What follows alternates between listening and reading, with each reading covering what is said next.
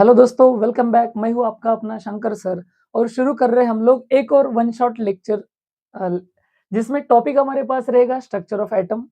इसमें क्या-क्या कवर होगा सर? तो डेफिनेटली पूरा इम्पोर्टेंट कंटेंट जो सीटी पॉइंट ऑफ व्यू से ज़रूरी है, वो भी वन शॉट रहेगा, विद इन टाइम रहेगा। इसके साथ सारे पीवाईक्यूज़ पॉसिबिलिटीज़, एक-एक क्वेश्चन पॉसिबिलिटी जो सीईटी एग्ज़ाम में आने वाला है, ये सारा सब कुछ कवर कर दिया जाएगा एक ही वन शॉट लेक्चर में। तो शुरुआत करते हैं इस लेक्चर को। हेडिंग है structure of atom. Class 11th का ये टॉपिक है, लेकिन क्योंकि ये फिजिक्स में भी है तो यहाँ पर जो कंसेप्ट क्लियर हो जाएंगे वो आपको फिजिक्स में भी डेफिनेटली हेल्प करेंगे, और दोनों सब्जेक्ट में होने के कारण इसका वेटेज जो है वो ज्यादा हो जाता है। वहां पे आप एटम्स एंड न्यूक्लियर चैप्टर में पढ़ोगे, यहाँ पे अपने पास है स्ट्रक्चर ऑफ एटम।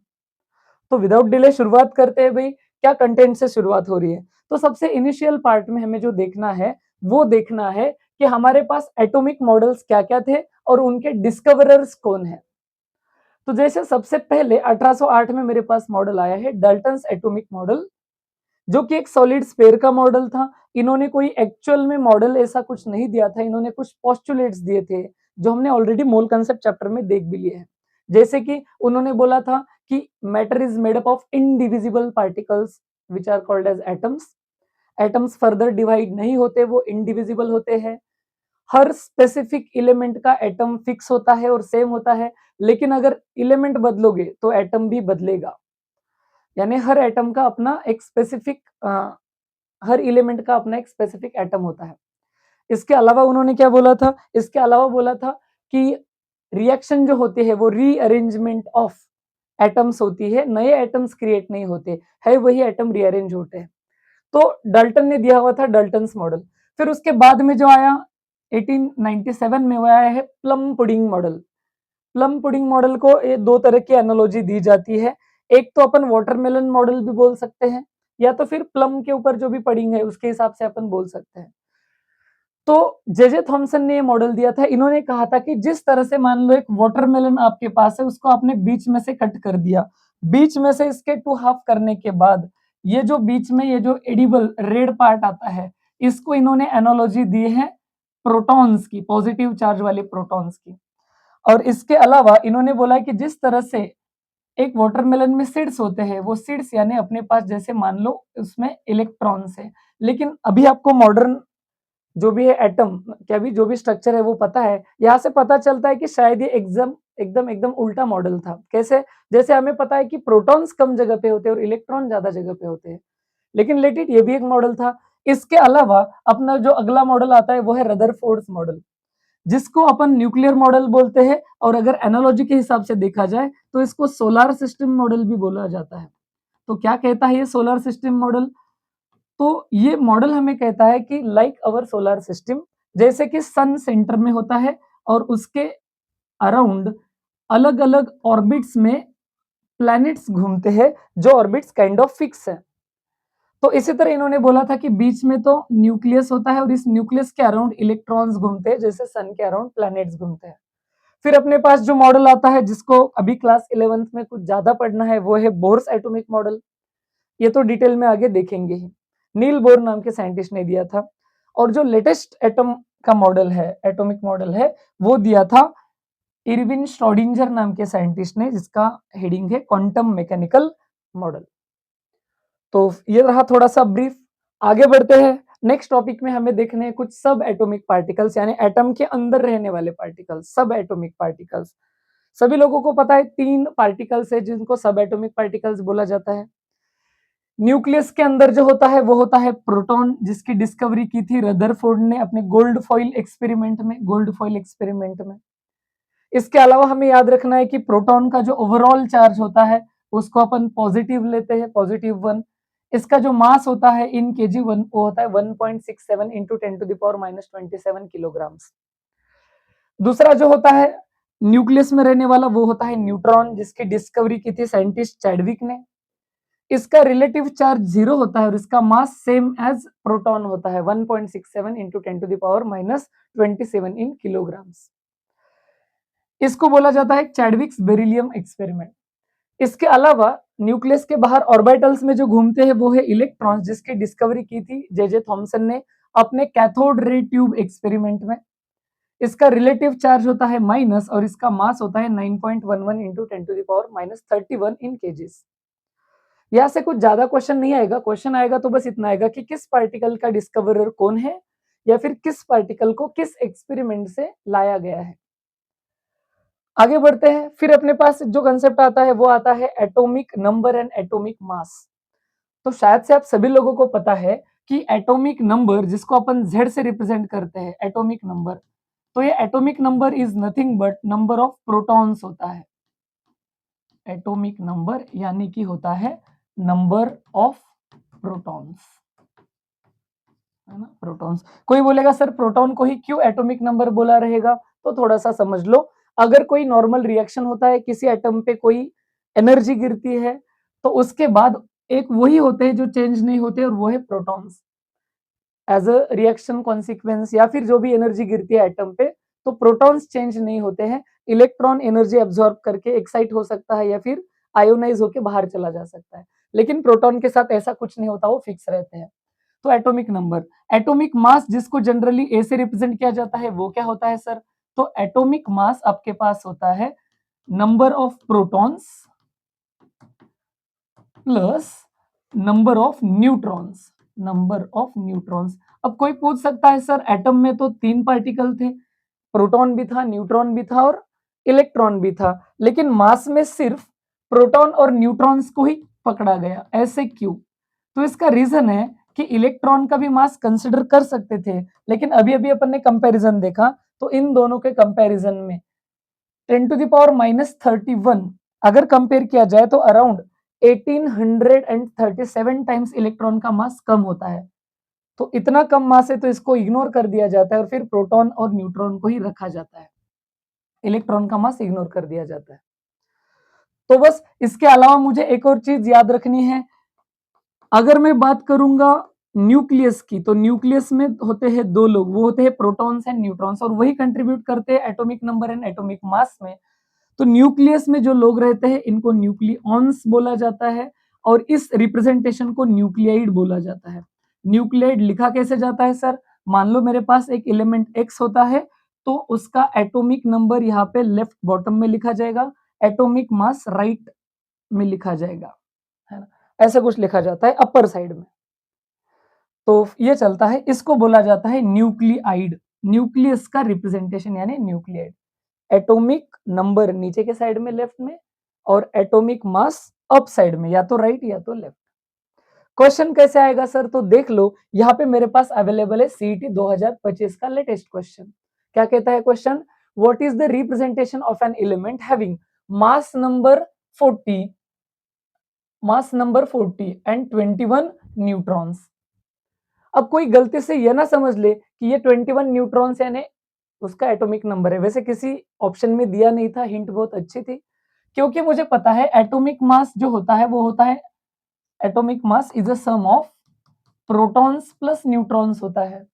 अब क्योंकि 40 मास है, मुझे एटॉमिक नंबर यानी कि प्रोटॉन निकालना है और ये न्यूट्रॉन दिए थे 21, तो इसका मतलब अगर मैं प्रोटॉन की बात करूं तो वो हो जाएगा 40 माइनस 21, दैट इज 19। कितने ऑप्शन में दिया है, वैसे एक ही ऑप्शन में दिया था, मास इधर सर पे लिखना है ऊपर, एटॉमिक नंबर इधर नीचे लिखना है, तो ये आसानी से पता चल गया कि अपने पास बी ऑप्शन आ गया। सिमिलरली एक और क्वेश्चन मेरे पास आया है, क्या क्वेश्चन आया है, क्वेश्चन कुछ ऐसे आया है, which of the following species contains 20 electrons. याद रहे किसी स्पेसिस जो न्यूट्रल रहेगा, कोई अगर स्पेसिस न्यूट्रल है तो उसमें जितने पॉजिटिव होते हैं उतने ही निगेटिव होते हैं, यानी जितने प्रोटॉन्स होते हैं उतने ही इलेक्ट्रॉन्स होते हैं। अगर मैं बात करूंगा पोटेशियम की, इसका एटॉमिक नंबर 19 है, ऊपर से +1 चार्ज है तो एक इलेक्ट्रॉन वैसे कम है, इसके पास 18 इलेक्ट्रॉन्स ही है। मैग्नीशियम का एटॉमिक नंबर 12 होता है, वो न्यूट्रल है तो मतलब इसका मतलब उसमें 12 ही इलेक्ट्रॉन है। क्लोरीन का नंबर 17 होता है, यानी प्रोटॉन 17 है और ऊपर से उस पर कोई चार्ज नहीं, मतलब निगेटिव इलेक्ट्रॉन भी 17 है। लेकिन यही मैं बात करूं कैल्शियम 20 की, तो उसमें नो डाउट इलेक्ट्रॉन्स कितने हैं, 20 है, तो मेरा ऑप्शन था बी। आगे बढ़ते हैं, एक और क्वेश्चन जो सीईटी 2025 में रिसेंटली आया है, what is the number of nucleons, nucleons यानी न्यूक्लियस में रहने वाले लोग, यानी कि प्रोटॉन्स प्लस न्यूट्रॉन्स, न्यूक्लियॉन्स। आगे क्या बोला है, हैविंग 29 इलेक्ट्रॉन्स एंड 34 न्यूट्रॉन्स। जरा बात को समझो, उन्होंने जो अपने को न्यूक्लियस या एटम बोला है वो न्यूट्रल है। अगर उसमें 29 इलेक्ट्रॉन्स है और उसमें कोई चार्ज नहीं है, तो इन नेगेटिव इलेक्ट्रॉन्स को बैलेंस करने के लिए उसके पास 29 प्रोटॉन भी रहे होंगे। बराबर है, तो 29 प्रोटॉन हो गए और न्यूट्रॉन दिए 34, इन दोनों का सम करो, यही दोनों तो होते हैं न्यूक्लियस में, इन्हीं को तो बोला जाता है न्यूक्लियॉन्स, इनका सम करो तो ये हो जाएगा है ना 63, ये ऑप्शन आ गया अपना डी। तो ये आसान से क्वेश्चन सीईटी में आ रहे हैं। फिर अगले टाइप का क्वेश्चन जो आएगा वो 3 इंपॉर्टेंट वर्ड्स पे आएगा जो रिलेटेड है प्रोटॉन, इलेक्ट्रॉन एंड न्यूट्रॉन से ही। और वो 3 वर्ड कुछ ऐसे है, एक होते हैं आपके पास आइसोबार्स, एक होते हैं आइसोटोप्स एंड एक होते हैं आइसोटोन्स। इससे क्वेश्चन इनके डेफिनेशन से आता है पहला क्वेश्चन। पहले देखते हैं सबसे आसान आइसोटोप्स। आइसोटोप्स यानी वो एलिमेंट जिनका एटॉमिक नंबर तो सेम होता है लेकिन एटॉमिक मास डिफरेंट होता है। जैसे हाइड्रोजन के 3 आइसोटोप्स है, हाइड्रोजन 1 यानी प्रोटियम, हाइड्रोजन 2 यानी ड्यूटेरियम, हाइड्रोजन 3 यानी ट्रिटियम। फर्क क्या है? एटॉमिक नंबर सबका सेम है, एटॉमिक मास का फर्क है। एटॉमिक मास का फर्क है यानी टेक्निकली किसका? एटॉमिक नंबर सेम है, इसका मतलब सब में प्रोटॉन तो एक ही है, एटॉमिक नंबर तो एक ही है, और प्रोटॉन प्लस न्यूट्रॉन का सम कितना होता है इनका एटॉमिक मास? इसका एटॉमिक मास मास जो है वो 1 है, इसका मतलब इसमें जो न्यूट्रॉन है वो 0 है, इसका 2 है मतलब इसके पास 1 न्यूट्रॉन है, इसका 3 है मतलब इसके पास 2 न्यूट्रॉन है। इसका मतलब अपन ऐसे भी बोल सकते हैं, जिनमें प्रोटॉन सेम होते हैं और न्यूट्रॉन अलग होते हैं वो भी आइसोटोप ही होते हैं। आगे बढ़ते हैं, दूसरा इसका अपोजिट होता है आइसोबार्स। आइसोबार्स यानी क्या? अब इनका मास नंबर सेम होता है, एटॉमिक नंबर डिफरेंट होता है। एग्जाम्पल, पोटेशियम जिसका एटॉमिक नंबर 19 है लेकिन मास 40 होता है, कैल्शियम जिसका एटॉमिक नंबर 20 है लेकिन मास होता है 40, तो जिनका मास जो है वो कैसा होता है? सेम, उनको बोला जाता है आइसोबार्स। सिमिलरली तीसरा सिंपल वर्ड मेरे पास है आइसोटोन्स। आइसोटोन्स यानी ऐसे एलिमेंट्स जिनमें सेम नंबर ऑफ न्यूट्रॉन्स हो, न्यूट्रॉन्स। ऑब्वियस है इनके एटॉमिक नंबर डिफरेंट होते हैं, तो न्यूट्रॉन अगर सेम है तो वो आइसोटोन्स है। जैसे कि मैं बात करता हूं कार्बन का 14 वाला आइसोटोप जिसका मास 14 हो और नाइट्रोजन का 15 वाला, तो इनमें अगर मैं डिफरेंस देखता हूं तो बराबर मेरे को डिफरेंस मिल जाता है 8 और 8 का। डिफरेंस यानी क्या? प्रोटॉन्स प्लस न्यूट्रॉन होते हैं atomic mass, protons plus neutron होते हैं एटॉमिक मास, तो दोनों में न्यूट्रॉन 8 है, सेम है, तो वो आइसोटोन्स हो गए। देख लो सीईटी में कितने आसान से क्वेश्चन आ रहे हैं। Which from the following statement is not true about isotopes? These are atoms of the same elements, बिल्कुल सही है। They occupy same position in the modern periodic table, बिल्कुल सही है।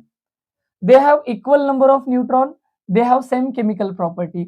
अगर वो सेम एलिमेंट है, same position in periodic table है तो उनकी प्रॉपर्टी भी सेम रहेगी, लेकिन न्यूट्रॉन सेम नहीं रहेंगे, इसकी क्या गारंटी? न्यूट्रॉन ही तो अलग होते हैं, तो न्यूट्रॉन इनके अलग होते हैं। Which from the following pairs is an example of isotones? अब हमें ढूंढना है आइसोटोन्स क्या है। आइसोटोन्स वो होते हैं जिनमें न्यूट्रॉन्स सेम होते हैं, न्यूट्रॉन्स होने चाहिए मेरे पास सेम, तो सेम न्यूट्रॉन वाले अगर ढूंढने हैं तो फिर मैं क्या करूंगा? तो देख लो, कार्बन और कार्बन ये तो आइसोटोप्स है। फिर अगर मैं बात करूंगा यहाँ पे बात करूंगा कार्बन 14 और नाइट्रोजन 14, इनका मास सेम है, ये आइसोबार है। फिर उसके बाद मैं कंपैरिजन करता हूं कार्बन 12 और बोरान 11, इनमें गैप देखते हैं सर।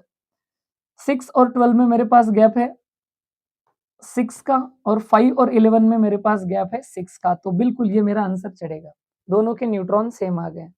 अगर मैं यहाँ पे कंपैरिजन करूँ 5 11 और 6 13 में, तो नहीं, इसमें ज्यादा हो रहे हैं उसमें कम आ रहे, तो बिल्कुल मेरा कौन सा आंसर सही है? बी वाला आंसर सही है।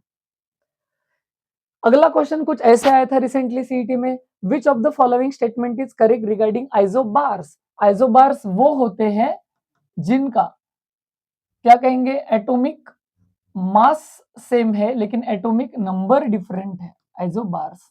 Okay, these have same number of neutrons, okay जरूरी नहीं they have same atomic number, नहीं वो तो आइसोटोप्स होते हैं। these have different mass number, ये तो गलत बोला। these are atoms of different element, हाँ ये different element होते हैं। उनका मास सेम होता है, तो न्यूट्रॉन्स के भी जरूरी, न्यूट्रॉन तो अलग हो सकते हैं। How many isotopes are nitrogen are found. अब ये क्वेश्चन थोड़ा जनरल नॉलेज से आया है। नाइट्रोजन के कितने आइसोटोप्स एग्जिस्ट करते हैं, तो आपको बता दूं नाइट्रोजन के 2 आइसोटोप्स नेचुरली एग्जिस्ट करते हैं। एक होता है नाइट्रोजन 14 जो बहुत ज्यादा है, अबिंडेंट है। नाइट्रोजन 15 भी थोड़ा थोड़ा होता है, तो इसके टोटल 2 आइसोटोप्स होते हैं। अगला question, which among the following statement is true about isotones. Isotones के बारे में क्या सही है। डिफरेंट नंबर ऑफ न्यूट्रॉन्स गलत हुआ। सेम पोजीशन बिल्कुल नहीं है, आइसोटोप की बात हुई। केमिकल प्रॉपर्टीज बिल्कुल सेम नहीं है, जो भी रहेगा करेक्ट रहेगा। तो क्या बोला है, सेम नंबर ऑफ न्यूट्रॉन्स, बिल्कुल सही है sir. Which among the following is heaviest isotope of water. Heaviest isotope माने जिसका एटॉमिक मास सबसे ज्यादा आ रहा है। अब ऑक्सीजन तो सब में कॉमन है, तो चेक किसको करेंगे, हाइड्रोजन को। आपको पता है हाइड्रोजन के जो आइसोटोप्स होते हैं वो 3 होते हैं, हाइड्रोजन, ड्यूटेरियम और ट्रिटियम। इसका मास 1, इसका मास 2 और इसका मास 3। मतलब जिसमें ट्रिटियम ज्यादा उसका मास ज्यादा।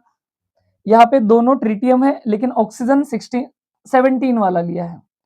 यहाँ पे एक हाइड्रोजन एक ड्यूटेरियम है, लेकिन ये 18 वाला लिया है ऑक्सीजन। तो इससे ये ठीक, ये तो दोनों सेम सेम ही हो गया ऑलमोस्ट। ये ट्रिटियम लिया है, लेकिन ये ऑक्सीजन का 16। सबसे बढ़िया तो डी है। क्यों सर, इसमें ट्रिटियम लिए है, मतलब इन दोनों का 3+3 मास है, और ऑक्सीजन भी 18 वाला है, तो इसका मास सबसे ज्यादा जाएगा। फिर आगे सॉल्व करते हैं। ओके चलो, फिर अगला कंसेप्ट जो मेरे पास है, जहां से सीईटी क्वेश्चन पूछ रहा है, वो है Rutherford's gold foil experiment. Actually ये जो एक्सपेरिमेंट है, ये एक्सपेरिमेंट डिस्कवर किया गया है किसके लिए, ये किया था डिस्कवरी ऑफ प्रोटॉन्स के लिए। तो इन्होंने क्या करा, इन्होंने यहाँ पे एक अल्फा पार्टिकल का सोर्स रखा। अल्फा पार्टिकल यानी हीलियम जैसा atom, atomic number 2, atomic mass 4। इस पे ओवरऑल चार्ज जो होता है वो होता है पॉजिटिव चार्ज, पॉजिटिव चार्ज वाला है। अब क्या कर दिया, इस सोर्स से अल्फा पार्टिकल्स एमिट करे। यहाँ पे इन्होंने लीड का स्लिट रखा पूरी तरफ से, सिर्फ यहाँ पे थोड़ा सा ओपन एरिया रखा। लीड अल्फा पार्टिकल्स को पास नहीं होने देता है। तो ये बीम ऑफ अल्फा पार्टिकल्स पास हुआ, पास होते हुए कहाँ पे गया, गोल्ड फॉइल पे। गोल्ड फॉइल इतना थिन था कि मान लो वो एटॉमिक लेवल पे है। अब आगे क्या हो रहा है, कोई भी एटम क्या होता है, बीच में होता है न्यूक्लियस। ये डाउट तो इनको पहले से ही था, यानी पॉजिटिव चार्ज, और उसके अराउंड ऑर्बिटल्स में होते हैं इलेक्ट्रॉन्स, है ना, ऐसा कुछ है। अब जैसे ही ये अल्फा पार्टिकल जिन पे ओवरऑल चार्ज पॉजिटिव था आगे पास हुए, मैक्सिमम 99.9% रेज जो थे, रेज वो स्ट्रेट गए, है ना, वो स्ट्रेट चले गए आगे। इसका मतलब मैक्सिमम पार्ट जो था, मैक्सिमम पार्ट वो हॉलो था, खाली था। बाद में पता चला कि वो खाली नहीं है, उसमें इलेक्ट्रॉन्स भरे हुए हैं। और ये पॉजिटिव चार्ज को नेगेटिव चार्ज तो अट्रैक्ट करते, तो रेज आ रहे थे, सीधे जा रहे थे, सीधे जा रहे थे। हाँ, कंक्लूजन क्या था, कंक्लूजन ये था कि ओनली 0.1% जो थे वो डिफ्लेक्ट हो गए। अब मेरे को बताओ, ये पॉजिटिव चार्ज डिफ्लेक्ट हो रहे हैं, इसका मतलब उस छोटी सी जगह पे जितने रेज डिफ्लेक्ट हो रहे हैं वहां पे पॉजिटिव चार्ज रहेगा, वो इस पॉजिटिव चार्ज को क्या कर रहा है, रिपेल कर रहा है।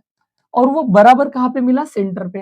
कैसे पता चला, तो इन्होंने ये अंदर साइड में, ये लीड स्लिट के अंदर साइड में जो स्क्रीन रखा था, जिसको सिंटिलेशन डिटेक्टर बोला जाता है, जिंक कोटेड स्क्रीन होता है। क्या होता है इसमें, इस पे जब ये इलेक्ट्रॉन्स या फिर इलेक्ट्रॉन्स नहीं, सॉरी, अल्फा पार्टिकल्स बम्बार्ड होते हैं, गिरते हैं, तो उससे कुछ हमें सिग्नल्स मिलते हैं जो हम नोट कर सकते हैं।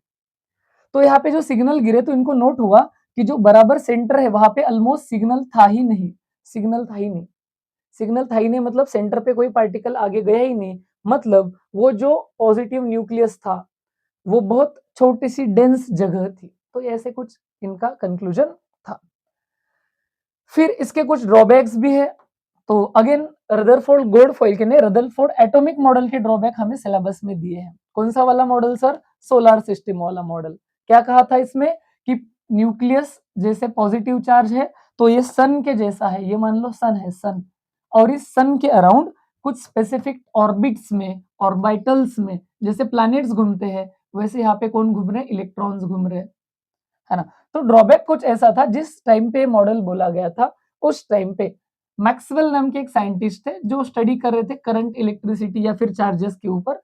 इन्होंने बोला था कि एक मूविंग पार्टिकल है तो वो धीरे-धीरे एनर्जी लूज़ करता है। तो ये इलेक्ट्रॉन भी तो मूविंग पार्टिकल है। अगर ये इलेक्ट्रॉन मूविंग पार्टिकल है तो ये विद टाइम अपनी क्या करेंगे, अपनी एनर्जी जो है वो लूज़ करते जाएँगे। अगर एनर्जी लूज़ करेंगे तो ये धीरे-धीरे एनर्जी कम होते इनका ऑर्बिटल कम-कम हो जाएगा और ये न्यूक्लियस में कोलाइड हो जाएँगे। तो इसका एक्सप्लेनेशन रदरफोर्ड नहीं दे पाए। An electron in orbiting about the nucleus would follow a spiral path to the nucleus, वो जाके गिरना चाहिए। दूसरा ये था कि इन्होंने न्यूक्लियस एंड एनर्जीज के बारे में प्रॉपर इंफॉर्मेशन नहीं दी थी उस टाइम पे। तो इसका कॉन्सिक्वेंस क्या हुआ सर? तो आगे चल के बोर्स एटॉमिक मॉडल आया। बोर्स ने दो चीजों से इंस्पायर होके या नॉलेज लेके अपना रिसर्च बढ़ा के एटॉमिक मॉडल दिया। वो था, एक था उस टाइम पे discovery of wave particle duality of electromagnetic radiation. ये जो इलेक्ट्रोमैग्नेटिक रेडिएशन है इनका ड्यूअल नेचर, और दूसरा था line emission spectra of hydrogen, जो धीरे धीरे आगे देखना है। ओके, क्वेश्चन क्या आ रहा है सर? क्वेश्चन जैसे आया है, which of the following statement is not true about Rutherford? True कौन सा नहीं है? Each atom consist of massive positively charge centre, this model does not describe distribution of electron around the nucleus, सही है। इसके अलावा this model describes energies of electron, not true बोला है। दिस आर इन्वॉल्विंग कंटिन्यूस, अच्छा electrons involve revolve हो रहे थे बोला था। मैसिव पॉजिटिवली चार्ज बराबर है, मैसिव यानी जिसको मास है, ये तो बोला था बिल्कुल। सेंटर पे है, छोटा सा है, लेकिन उसी को मास है। This model does not describe distribution of, सही है, वो डिस्क्राइब नहीं करता, बात तो सही है। डिस्क्राइब्स एनर्जीज, ये गलत हुआ। अभी अभी तो पढ़ा था कि ये एनर्जीज के बारे में इंफॉर्मेशन नहीं देता, तो ये ड्रॉबैक था, इस पर क्वेश्चन आ चुका है। फिर जहां से बोर ने अपना इंस्पिरेशन लिया और अपना एटॉमिक मॉडल दिया, वो पहला था वेव पार्टिकल ड्युअलिटी। क्या कहता है? तो आपको फिजिक्स में इस पे ऑलरेडी एक चैप्टर है। कौन सा? Dual nature of light. जैसे लाइट ट्रेवल करती है तो वो वेव फॉर्म में होती है, मतलब जब कोई चीज ट्रेवल करती है तो वो वेव फॉर्म में करती है, वेव फॉर्म में। लेकिन अगर वो किसी ऑब्जेक्ट पे जाके स्ट्राइक करती है, गिर जाती है, तो उस टाइम पे वो पार्टिकल नेचर शो करते हैं। तो सिमिलरली अपने जो ईएम रेडिएशंस होते हैं, वो भी जब ट्रेवल करते हैं तो वेव फॉर्म में होते हैं, और जब स्ट्राइक करते हैं किसी ऑब्जेक्ट पे तो वो पार्टिकल नेचर दिखाते हैं। इसको बोला जाता है वेव पार्टिकल ड्युअलिटी। यहाँ से सर अपने काम की चीज क्या है जो केमिस्ट्री में क्वेश्चन देगी, तो हमें आते हैं कुछ बेसिक इलेक्ट्रोमैग्नेटिक वेव पर क्वेश्चन। इलेक्ट्रोमैग्नेटिक वेव ये कहती है कि इलेक्ट्रॉन मान लो एक मूविंग पार्टिकल है जो मूव हो रहा है, तो एट अ टाइम वो अपने अराउंड दो फील्ड्स लेके चलता है जो एक दूसरे को परपेंडिकुलर होती है। एक होती है इलेक्ट्रिक फील्ड जिसकी वेव, और एक उसको परपेंडिकुलर, मतलब ये वेव्स अगर ऐसे जा रही है तो वो आगे पीछे इस तरह से जाएगा, ये होता है मैग्नेटिक वेव। तो ऐसे कुछ होता है, ये एक दूसरे को परपेंडिकुलर है। अच्छा, तो यहां से क्वेश्चन क्या आते हैं? तो यहां से क्वेश्चन तो यह आएगा कि मान लो मेरे पास अगर ये वेव है, तो इसमें ये जो टॉप होता है इसको बोला जाता है क्रेस्ट, जो बॉटम होता है इसको बोला जाता है ट्रफ, और ये जो बीच वाली पोजीशन है इसको बोला जाता है रेस्ट पोजीशन। अब इससे मेरे को क्या क्या क्वेश्चन आएंगे? पहला इंफॉर्मेशन ये है कि इसको कैलकुलेट करने के लिए सबसे पहले वेवलेंथ लैम्बडा निकाला गया। वेवलेंथ क्या होता है सर? तो एक क्रेस्ट से लेके दूसरे क्रेस्ट तक का डिस्टेंस, या फिर एक ट्रफ से लेके दूसरे ट्रफ तक का डिस्टेंस, या फिर रेस्ट से रेस्ट का डिस्टेंस। क्यों सर? इतने में बराबर एक वेव कंप्लीट हो रहा है, उतने को जोड़ा तो the distance between two consecutive crest और trough is called as wavelength. Length है तो इसका ऐसा यूनिट होता है मीटर। अगला प्रॉपर्टी है फ्रीक्वेंसी, जिसको न्यू से रिप्रेजेंट किया जाता है। फ्रीक्वेंसी क्या है? तो एक गिवन पॉइंट में से एक सेकंड में कितने वेव जा रहे हैं, इसको उसका फ्रीक्वेंसी बोला जाता है। The number of waves that pass through a given point in 1 second. इसका 1 सेकंड है तो सेकंड इनवर्स यूनिट होता है, लेकिन एक साइंटिस्ट हर्ट्ज के रिस्पेक्ट में इसको हर्ट्ज भी बोला जाता है, फ्रीक्वेंसी का यूनिट। इसके अलावा एक पैरामीटर होता है वेव नंबर, जिसको न्यू बार, यानी न्यू इस सिंबल के ऊपर ऐसा बार निकाला जाता है। न्यू बार क्या होता है? तो एक स्पेसिफिक डिस्टेंस अगर मैंने ले लिया, कुछ यूनिट डिस्टेंस, तो उसके बीच में टोटल कितने वेव्स प्रेजेंट है, the number of wavelength per unit length. तो पर यूनिट लेंथ है तो ये मीटर इनवर्स होगा। यहाँ पे एक इंपॉर्टेंट फॉर्मूला मेरे पास चल के आता है। क्या ये कॉमन सेंस की बात है कि अगर वेव का लेंथ ज्यादा रहेगा तो उसकी फ्रीक्वेंसी कम रहेगी, एक पॉइंट में से कम वेव्स पास होगी। और वाइस वर्सा, अगर मैं क्या बोलता हूँ कि अगर वेवलेंथ कम है तो वेव नंबर ज्यादा रहेगा, वो ज्यादा पास हो जाएगी, तो ये इनवर्सली होता है, nu bar is equal to 1/λ। यहाँ से फिक्स क्वेश्चन सीईटी में आ रहा है, इसको अच्छे से देख लेना। आपको क्या करते हैं, वेवलेंथ देते हैं, वेव नंबर पूछते हैं, तो 1/λ करना है। आपको वेव नंबर देते हैं, वेवलेंथ पूछते हैं, तो ये इधर जाएगा वो उधर जाएगा, तो 1/न्यू बार हो जाएगा। इतना ही नहीं, इस वेव के हाइट को एम्पलीट्यूड बोला जाता है, height of the wave, rest से लेके क्रेस्ट। देखो, जैसे क्वेश्चन आया है सीईटी 2025 में रिसेंटली, अभी अभी के फॉर्मूला पे, what is the wave number of radiation having wavelength of 0.25 micrometer, unit पे ध्यान देना है। ऑप्शन मीटर में दिए हैं और ये माइक्रोमीटर है, इसको कन्वर्ट करता हूं। दिया क्या है सर, लैम्बडा यानी वेवलेंथ कितना दिया है, 0.25 माइक्रोमीटर। पहले तो इसको मीटर में कन्वर्ट कर देता हूं, माइक्रो क्या होता है 10⁻⁻6, ये मीटर हो गया। अब इसको ऐसे भी तो लिख सकता था, कैलकुलेशन आसान चलने के लिए इसको लिख देता हूं 25 इंटू 10⁻⁻8 मीटर। इसको राइट में शिफ्ट किया तो पावर कम हो गया। अब मेरे पास जो निकालना है वो क्या है, वो है वेव नंबर, और वो होता है 1/λ। इसको सॉल्व करता हूं तो 1/25 इंटू 10⁻⁻8, इसको सॉल्व करता हूं तो ये 1/25, ये -8 ऊपर गया तो +8 हो गया। इसमें से मैं 100 बाहर निकालता हूँ 10⁻², तो ये कितना बचेगा 10⁻6/25। आंसर मिल गया सर, कितना 4 इंटू 10⁻6, है ना, 25 4 से जाएगा, यह ऑप्शन मिल गया आपको बी वाला करेक्ट। तो इतना आसान सा क्वेश्चन भाई साहब सीईटी में आ रहा है। फिर अगला क्या है सर, तो हमने अभी अभी बोला है कि ये जो वेव के पैरामीटर्स है कौन कौन है, जैसे मान लो वेवलेंथ लैम्बडा है, फ्रीक्वेंसी न्यू है, और इसको अगर मैं कंपेयर करता हूँ speed of light on earth के साथ, तो इसका एक इक्वेशन चल के आता है जो मुझे याद रखना है। एक्चुअली स्पीड ऑफ लाइट का डेफिनेशन होता है ये, speed of light is given by frequency into wavelength. कितनी वेवलेंथ है और उसकी फ्रीक्वेंसी क्या है, उससे अपन उसका स्पीड बता सकते हैं। तो अपने पास एक दूसरा VIMP फॉर्मूला बनता है, C is equal to nu into lambda. C क्या होता है sir, speed of light, speed of light, और कितना होता है अर्थ के एटमॉस्फेयर में 3 इंटू 10⁸ मीटर पर सेकेंड। इसके अलावा न्यू क्या है सर, फ्रीक्वेंसी है, और लैम्बडा क्या है सर, तो ये वेवलेंथ है, ये वेवलेंथ है। तो ये वाले मेरे पास पैरामीटर्स है और इनके बीच में रिलेशन होता है, डायरेक्टली याद रख लेना। जैसे कि एक टेक्स्ट बुक का क्वेश्चन है, विजिबल लाइट की वेवलेंथ होती है 400 नैनोमीटर से लेके 750 नैनोमीटर तक।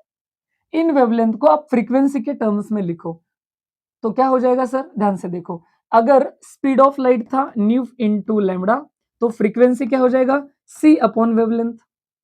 C कितना होता है, तो फिक्स है 3 इंटू 10⁸। तो दोनों कैलकुलेशन करता हूं, जैसे पहले के लिए कैलकुलेट करता हूं, जब अपना वेवलेंथ कितना दिया है 400 नैनोमीटर।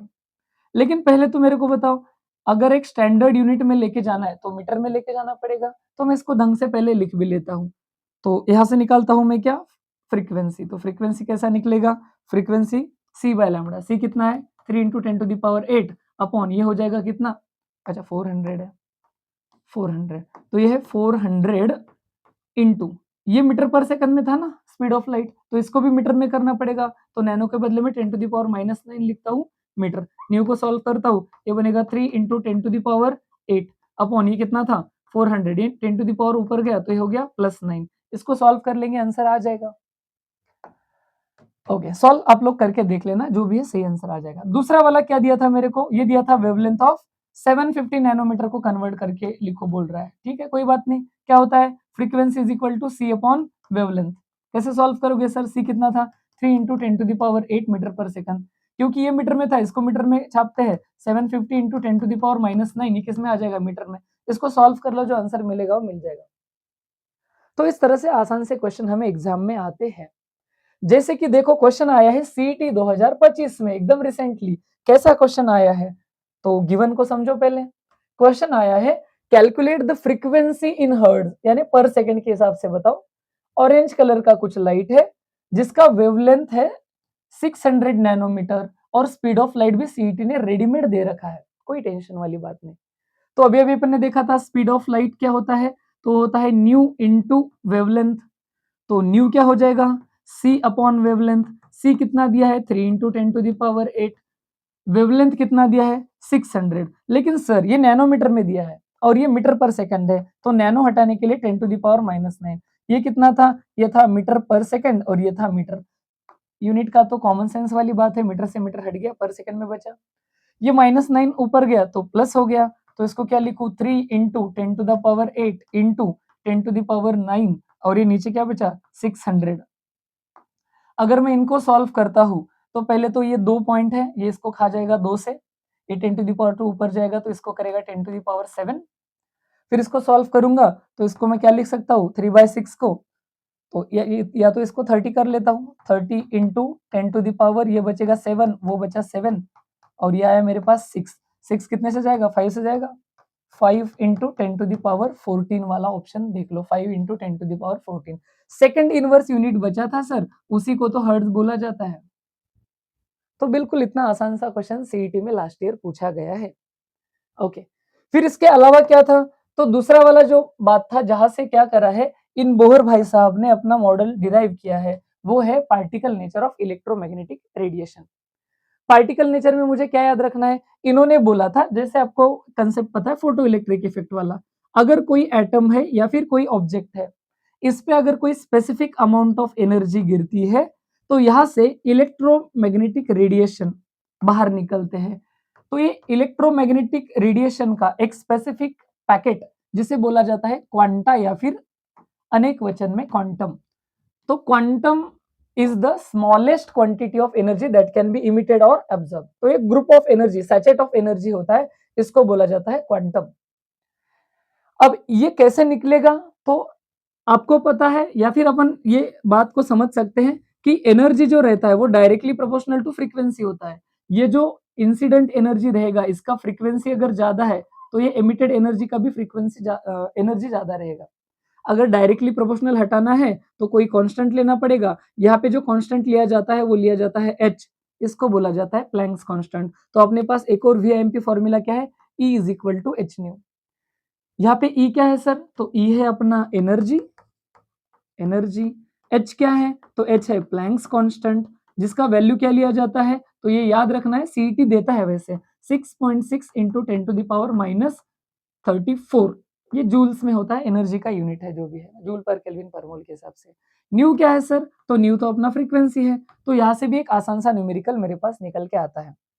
एनर्जी H और न्यू देके पूछते हैं, H और E देके फ्रीक्वेंसी पूछ लेते हैं। तो जैसे कि ये क्वेश्चन लास्ट ईयर ही अपीयर हुआ है, लेटेस्ट एग्जाम में अपीयर हुआ है, क्या है जरा ध्यान से पढ़ो।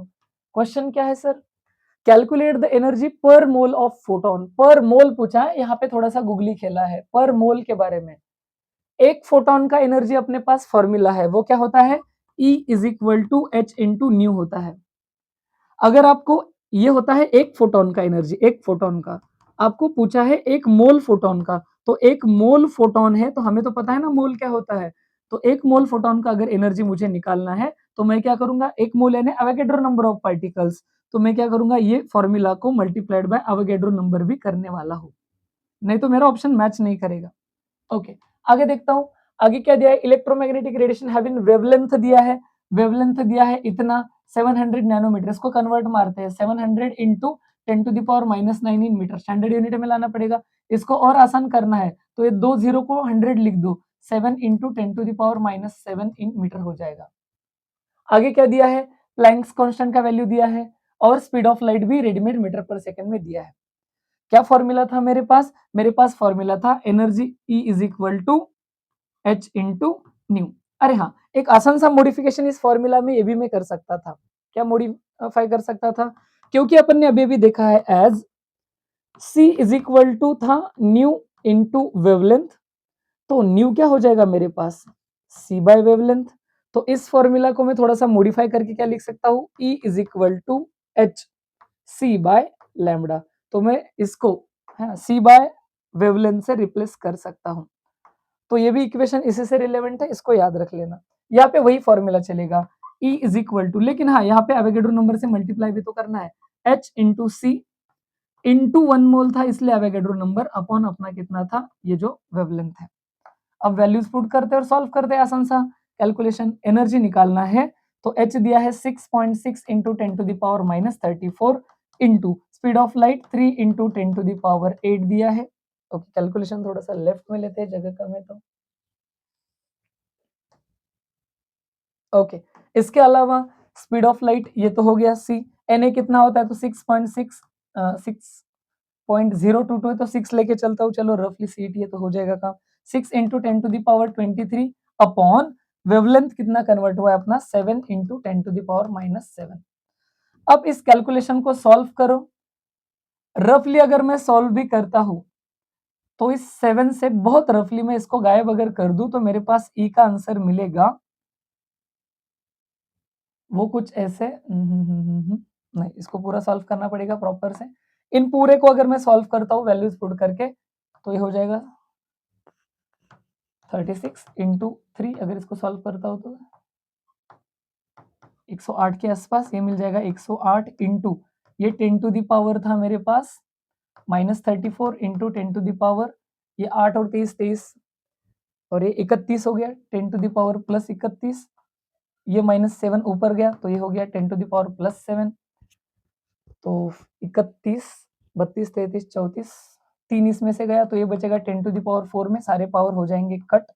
मेरे पास बचेगा 108 बटे ये जो आंसर है वो 7 से अगर मैं सॉल्व करूँ तो ये जाएगा 17 पॉइंट समथिंग इंटू 10⁻4। इसको अगर मैं सॉल्व करता हूँ तो ठीक है, ऑप्शन देख के मैनेज कर लूंगा। यस बिल्कुल 1.7 इंटू 10⁻5, क्योंकि ये 17 है तो इसको 1.7 लिखता हूँ तो 5 हो जाएगा। तो ये क्वेश्चन आ चुका है सीईटी 2025 में। एक और क्वेश्चन पूछा था, क्या क्वेश्चन पूछा था? Calculate the wavelength. वेवलेंथ पूछा है सर, वेवलेंथ पूछा है of a photon having wave number, nu bar दिया है, न्यू बार दिया है 11516 पर सेंटीमीटर। कोई बात नहीं, आराम से सॉल्व कर सकते हैं, लेकिन ये सेंटीमीटर में दिया और इसको नैनो में क्या है तो एक ही बार अपन बाद में कवर कर लेंगे ना पूरा। पहले सॉल्व करते हैं। क्या मुझे पता है कि न्यू बार जो होता है वो 1 अपॉन वेवलेंथ होता है, तो देयरफॉर वेवलेंथ क्या हो जाएगा 1 अपॉन न्यू बार। इसको अगर मैं सॉल्व करता हूं तो मेरे पास वेवलेंथ निकल के आएगा 1 अपॉन ये कितना है 11516। अब इसको सॉल्व करना है तो मुझे क्या करना पड़ेगा 10⁻ नेगेटिव में जाना पड़ेगा। अब मैं इसको ऐसे भी तो लिख सकता हूँ 1 अपॉन, इसको लिखता हूँ 1.1516 को इग्नोर कर देता हूँ इंटू 1.15 अगर मैंने कर दिया तो 1 2 3 4 से शिफ्ट हो रहा हूँ, 1 2 3 4 से, तो इंटू 10⁻+4 करता हूँ। इसको सॉल्व करता हूँ तो ये +4 ऊपर जाएगा, -4 हो जाएगा। 1 अपॉन 1.15 इंटू 10⁻⁻4। इसको आगे सॉल्व करता हूँ। अब इसका टेबल जाने से रहा, इसका टेबल सही से नहीं जा रहा है, तो अब मैं क्या कर देता हूँ, इसको कर देता हूँ मान लो क्या, इसको और इसको दोनों साइड में मल्टीप्लाई एंड डिवाइड बाय 100 करता हूँ तो ये 100 हो जाएगा, ये हो जाएगा 115 इंटू 10⁻⁻4। ये जो आंसर मेरा आ रहा है ये सेंटीमीटर में चल रहा है अभी भी, है ना। अपन इसको नैनो में करने की कोशिश करते हैं। ओके, फिर आगे सॉल्व किया तो इसका आंसर जो रफली जाएगा मेरे पास 5 से दोनों जाता है, ये आएगा 20, ये आएगा 23। इसको वापस सॉल्व करता हूँ तो इसको अगर मैं 10 करता हूँ तो ये आएगा मेरे पास 11.5। इसको अगर वापस सॉल्व करता हूँ मैं तो ये जाएगा 5 से, इसका हाफ अगर मैं करता हूँ तो वो जाएगा 5 और मान लो 7। ओके, इसको अगर मैं रफली सॉल्व करता हूँ तो इसको कर देता हूँ 50 तो ये हो जाएगा -5, तो 5 10 तो उसका आसपास जो आंकड़ा है वो ये जाएगा शायद से 8 वाला आंकड़ा। ये रफली अगर सॉल्व करता हूँ तो 8 पॉइंट समथिंग जाएगा। तो अगर मैं देख रहा हूँ तो यहाँ पे आंसर जो मेरा आ रहा है, आप लोग ढंग से सॉल्व कर लेना, ये कोई बड़ा हार्ड वाला कैलकुलेशन है नहीं। तो ये मेरे पास में है 8 इंटू 10⁻⁻5 इंटू, ये सेंटीमीटर्स में है सर। अगर ये सेंटीमीटर में है, इसको मुझे सॉल्व करना है तो मैं क्या करूंगा, मैं इसको पहले सेंटी हटा देता हूँ, तो सेंटी यानी 10⁻⁻2, तो 8 इंटू 10⁻5 इंटू 10⁻2 ये आ गया मीटर इनवर्स में। अब ये हो गया 7, 8 इंटू 10⁻7 मीटर में है। अगर मुझे क्या करना है यहाँ पे नैनो लाना है तो इसको 10⁻9 करना पड़ेगा। अगर मैं इसको 10⁻9 में लेके आ रहा हूँ तो ये नंबर 2 से आगे भी तो बढ़ेगा, तो 8 के आगे कुछ तो एक्स एंड वाई नंबर आ जाएंगे। एक ही ऑप्शन में दिया है वो 868 नैनोमीटर। तो बात को समझ जाओ, ये ऐसा कैलकुलेशन है, थोड़ा ढंग से कैलकुलेट कर लेना, आंसर आ जाएगा। फिर अगला जो था जिससे बोर ने अपना मॉडल डेवलप किया वो था अपने पास line emission spectrum. Line emission spectrum क्या कहता है, ये सिमिलर बात है। दुनिया का सबसे आसान एटम अगर कुछ है तो वो हाइड्रोजन है। तो ये हाइड्रोजन है और ये उसके ऑर्बिटल्स है। अब मैं पूरे राउंड मतलब सर्किल नहीं बनाता हूँ, थोड़े से बना देता हूँ कुछ ऐसे। अब इन्होंने क्या करा, जब इसकी स्टडी करी तो इन्होंने नोटिस किया कि अगर इसके पास एक ही इलेक्ट्रॉन है, एक इलेक्ट्रॉन, इस पे अगर कुछ बाहर से एनर्जी गिरती है तो ये एक्साइटेड होके यहाँ भी जा सकता है, यहाँ भी जा सकता है, या फिर यहाँ पे भी जा सकता है। इनको इन्होंने कुछ नंबर दिए। इसको n इज इक्वल टू 1 बोला पहला शेल, इसको n इज इक्वल टू 2 बोला, इसको n इज इक्वल टू 3 बोला, इसको n इज इक्वल टू 4 बोला, एंड आगे n is equal to 5 and so on, ऐसे है ना, इसको बोल दिया है। अब ये जो आपके n है, इन्हीं को कुछ साइंटिस्ट के नाम दिए गए और वो थे Lyman, Balmer, Paschen, Brackett and Pfund. तो आप इसको ट्रिक के जैसा याद रख लेना। ट्रिक क्या याद रख लोगे, ट्रिक आप लोगों ने याद रखना है L B P B P. क्या मतलब हुआ sir, Lyman, Balmer, Paschen, Brackett and Pfund. कोई बोलेगा सर ये जरा समझ में नहीं आ रहा है, ये बीपी तो सेम अलग अलग आ रहा है। तो याद रखना, अगर दो स्टूडेंट के नाम सेम सेम होते हैं, सेम अल्फाबेट से स्टार्ट होते हैं, तो उसका अगला अल्फाबेट देखते हैं, उनका अटेंडेंस में नाम लिखने के लिए। मतलब पहला अगर टाई हो गया तो दूसरा वाला देखते हैं। वैसे ही जो पहला आएगा उसमें बी ए और जो पहला आएगा उसमें पी आएगा। तो लाइमन तो एक ही नाम था, बीपी दो बार था, तो जो पहले आएंगे वो बी ए और बी ए। सीईटी ऑप्शन तो दे ही रहा है, नाम थोड़ी भूलने वाले हैं अपन। तो Lyman, Balmer, Paschen, Brackett and Pfund, तो ये अगले वालों के अल्फाबेट आगे होते हैं। तो एल बीपी इस ट्रिक से मुझे याद रख लेना है इनको। अब कभी कभी सीईटी क्वेश्चन पूछता है कि लाइमन में ट्रांजिशन हो रहा है तो उसका N1 क्या रहेगा और N2 क्या रहेगा। तो बेसिक क्या रहेगा, N1 1 और N2 2 से हो जाएगा। फर्स्ट लाइन, अगर किसी ने पूछा आपको क्या फर्स्ट लाइन ऑफ लाइमन बताओ, तो आप क्या बताओगे, लाइमन की फर्स्ट लाइन क्या है, N1 इज इक्वल टू 1 और N2 इज इक्वल टू 2, या फिर वाइस वर्सा ऐसे बोल सकते हो। क्या N2 कहाँ से आ रहा है, 2 से, और N1 कहाँ पे आ रहा है, 1 पे, ऐसे बोल सकते हो आप लोग। इस तरह से N1 इसके लिए फिक्स होता है। सिमिलरली किसी ने अगर आपको बोला सेकंड लाइन ऑफ बाल्मर क्या रहेगा, सेकंड लाइन ऑफ बाल्मर यानी कौन सा वाला ट्रांजिशन, क्या बात हो रही है, तो आप क्या बताओगे, second line of Balmer. Balmer का N1 कितना होता है, N1 होता है उसका 2, तो उसके आगे का पहला लाइन रहेगा 3 और दूसरा लाइन रहेगा 4, तो N2 4 से लेके वहां तक आ जाना, 2 तक आ जाना, तो ऐसे बोला जाता है। लास्ट लाइन बोला तो इनफाइनिटी से जहां पे उनका N1 है वहां तक बोल देना है। सबसे इंपॉर्टेंट ये वाले जो ट्रांजिशन होते हैं, ये जो इलेक्ट्रॉन्स इस ऑर्बिटल से उस ऑर्बिटल में जा रहा है, ये अपन विजिबल लाइट में सारे नहीं देख पाएंगे। सिर्फ बाल्मर ऐसा है जो विजिबल लाइट में अपन देख सकते हैं। मतलब ये सेकंड वाला जो ट्रांजिशन हो रहा है ना, वही अपन खुली आंखों से विजिबल लाइट में देख सकते हैं। लाइमन के लिए यूवी लाइट चाहिए, बाल्मर के लिए विजिबल, और प्राश्चन, ब्रैकेट और पीफंड के लिए इंफ्रारेड। तो याद क्या रखना है, यूवी माने UV visible, infrared infrared infrared, UV visible, IR IR IR. तो याद रख लेना, पहले के लिए यूवी, दूसरे के लिए विजिबल, फिर आईआर आईआर और आईआर में ये ट्रांजिशन दिखाई देते हैं। इसके अलावा कुछ याद रखने की जरूरत नहीं है। जैसे कि देखो क्वेश्चन कितना आसान सा सीईटी 2025 ने पूछा है, विच ऑफ द फॉलोइंग, अच्छा सीईटी 2024 का है क्योंकि मुझे याद है, which of the following series emission line spectrum of hydrogen observe in visible, visible में तो बाल्मर था सर, अभी अभी देखा है। Which from the following coloured light has highest energy. Okay, यहाँ पे एक छोटा सा और कंसेप्ट बता देता हूँ। हम लोगों को पता है कि जो जिसको अपन ये बोलेंगे कि इसको बोलेंगे, जैसे कि अपने पास जो भी 7 कलर का मिक्सचर है जिसको अपन विबग्योर बोलते हैं ना, विबग्योर, इंद्रधनुष का कलर जो बोलेंगे अपन, तो ये विबग्योर होता है। इसमें आपको शायद से पता है सिग्नल्स में रेड लाइट का यूज किया जाता है, क्योंकि रेड लाइट की जो वेवलेंथ होती है वो ज्यादा होती है, इसका वेवलेंथ ज्यादा होता है और ये दूर तक ट्रेवल हो सकता है, दूर से सिग्नल दिखाई पड़ता है। ऐसा कुछ इसके पीछे लॉजिक है रेड लाइट का। तो याद रखना, आपको पूछा है हाईएस्ट एनर्जी, और E is equal to H C upon wavelength होता है, मतलब एनर्जी और वेवलेंथ लैम्बडा का इनवर्स रिलेशन होता है। तो रेड का वेवलेंथ होता है ज्यादा, इसके कारण एनर्जी होता है कम। सिमिलरली ये जो वायोलेट लाइट है, इसका वेवलेंथ होता है कम और एनर्जी होता है ज्यादा। तो ऑब्वियस है इसमें से करेक्ट आंसर क्या है, वायोलेट। अगर पूछ लेता सबसे कम एनर्जी किसकी है तो हम रेड बोल देते। तो ये कंसेप्ट भी थोड़ा-सा याद रख लेना है। फिर चलते हैं असल में कि बोर्स मॉडल था क्या सर? बोर्स मॉडल में ऐसा क्या बताया गया है? तो आगे बढ़ते हैं। नील बोर ने दिया है। उन्होंने क्या करा? तो इन्होंने क्वांटम थ्योरी जो अभी रिसेंटली बन रहा था, wave particle duality, electromagnetic radiation and emission spectrum of hydrogen, इन सब का फ्यूजन कर दिया और कुछ पोस्टुलेट्स दिए। इन पोस्टुलेट से कभी-कभी क्वेश्चन उठ के आ रहा है। क्या-क्या दिया है? जैसे कि इन्होंने पहले पोस्टुलेट में बोला था और इन्होंने हाइड्रोजन की ही बात करी है, सिर्फ हाइड्रोजन की बात करी है या फिर हाइड्रोजन लाइक स्पेसिस की।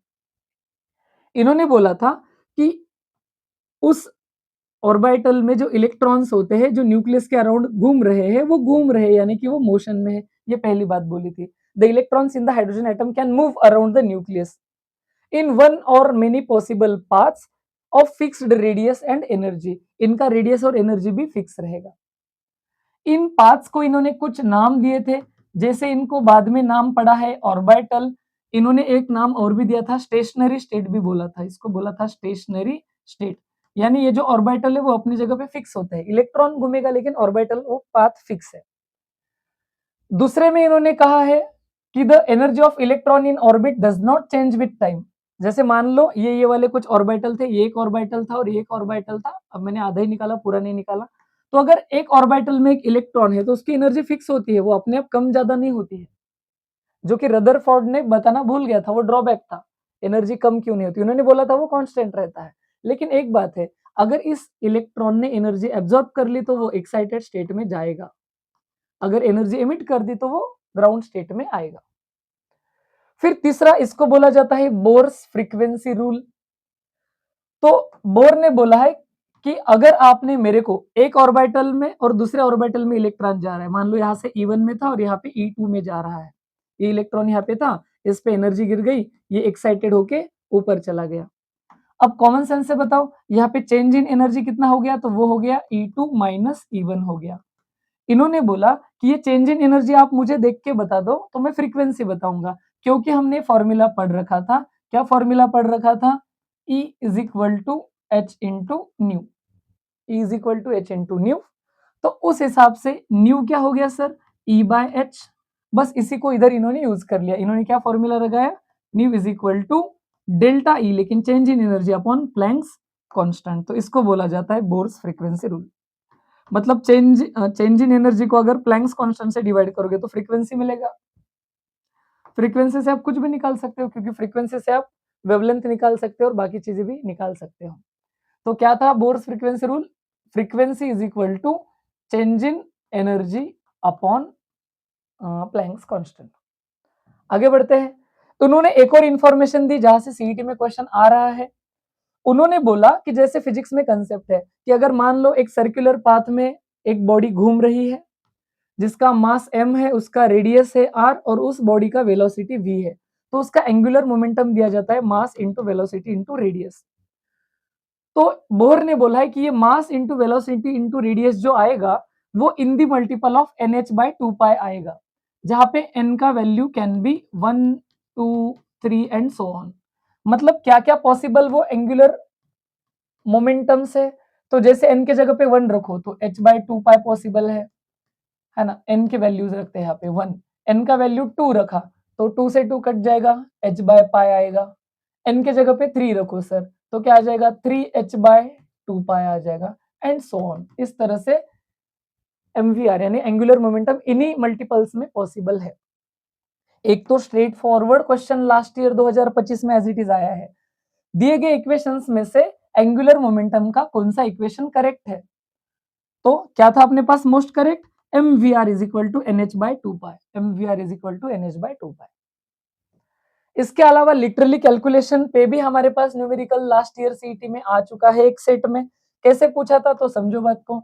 What is the numerical value of angular momentum, मतलब वही MVR बताओ, of an electron in first orbit of hydrogen atom, जहां पे H का वैल्यू ये भी दे रखा है ना। First orbit of hydrogen atom के लिए पूछा है।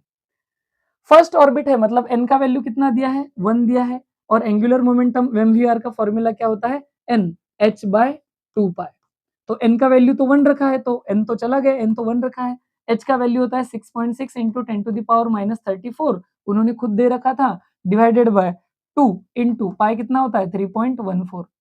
इसको अगर मैं सॉल्व करता हूं तो ये रफली 3 2 जा 6 गया, 2 से 2 गया, तो ये आंसर आ जाएगा almost 1 point something into 10 to the power minus 34। इतना आसान सा क्वेश्चन एग्जाम में अपीयर हुआ है। अच्छा, इसके कुछ रिजल्ट्स निकलते हैं क्या सर? बिल्कुल, बोर्स के मॉडल के रिजल्ट्स में भी हमें कभी-कभी क्वेश्चन देते हैं। जैसा पहला रिजल्ट उन्होंने बोला था कि ये जो n के वैल्यू है, जिनको प्रिंसिपल क्वांटम नंबर भी बोला जाता है, ये आपको शेल्स की इंफॉर्मेशन देते हैं।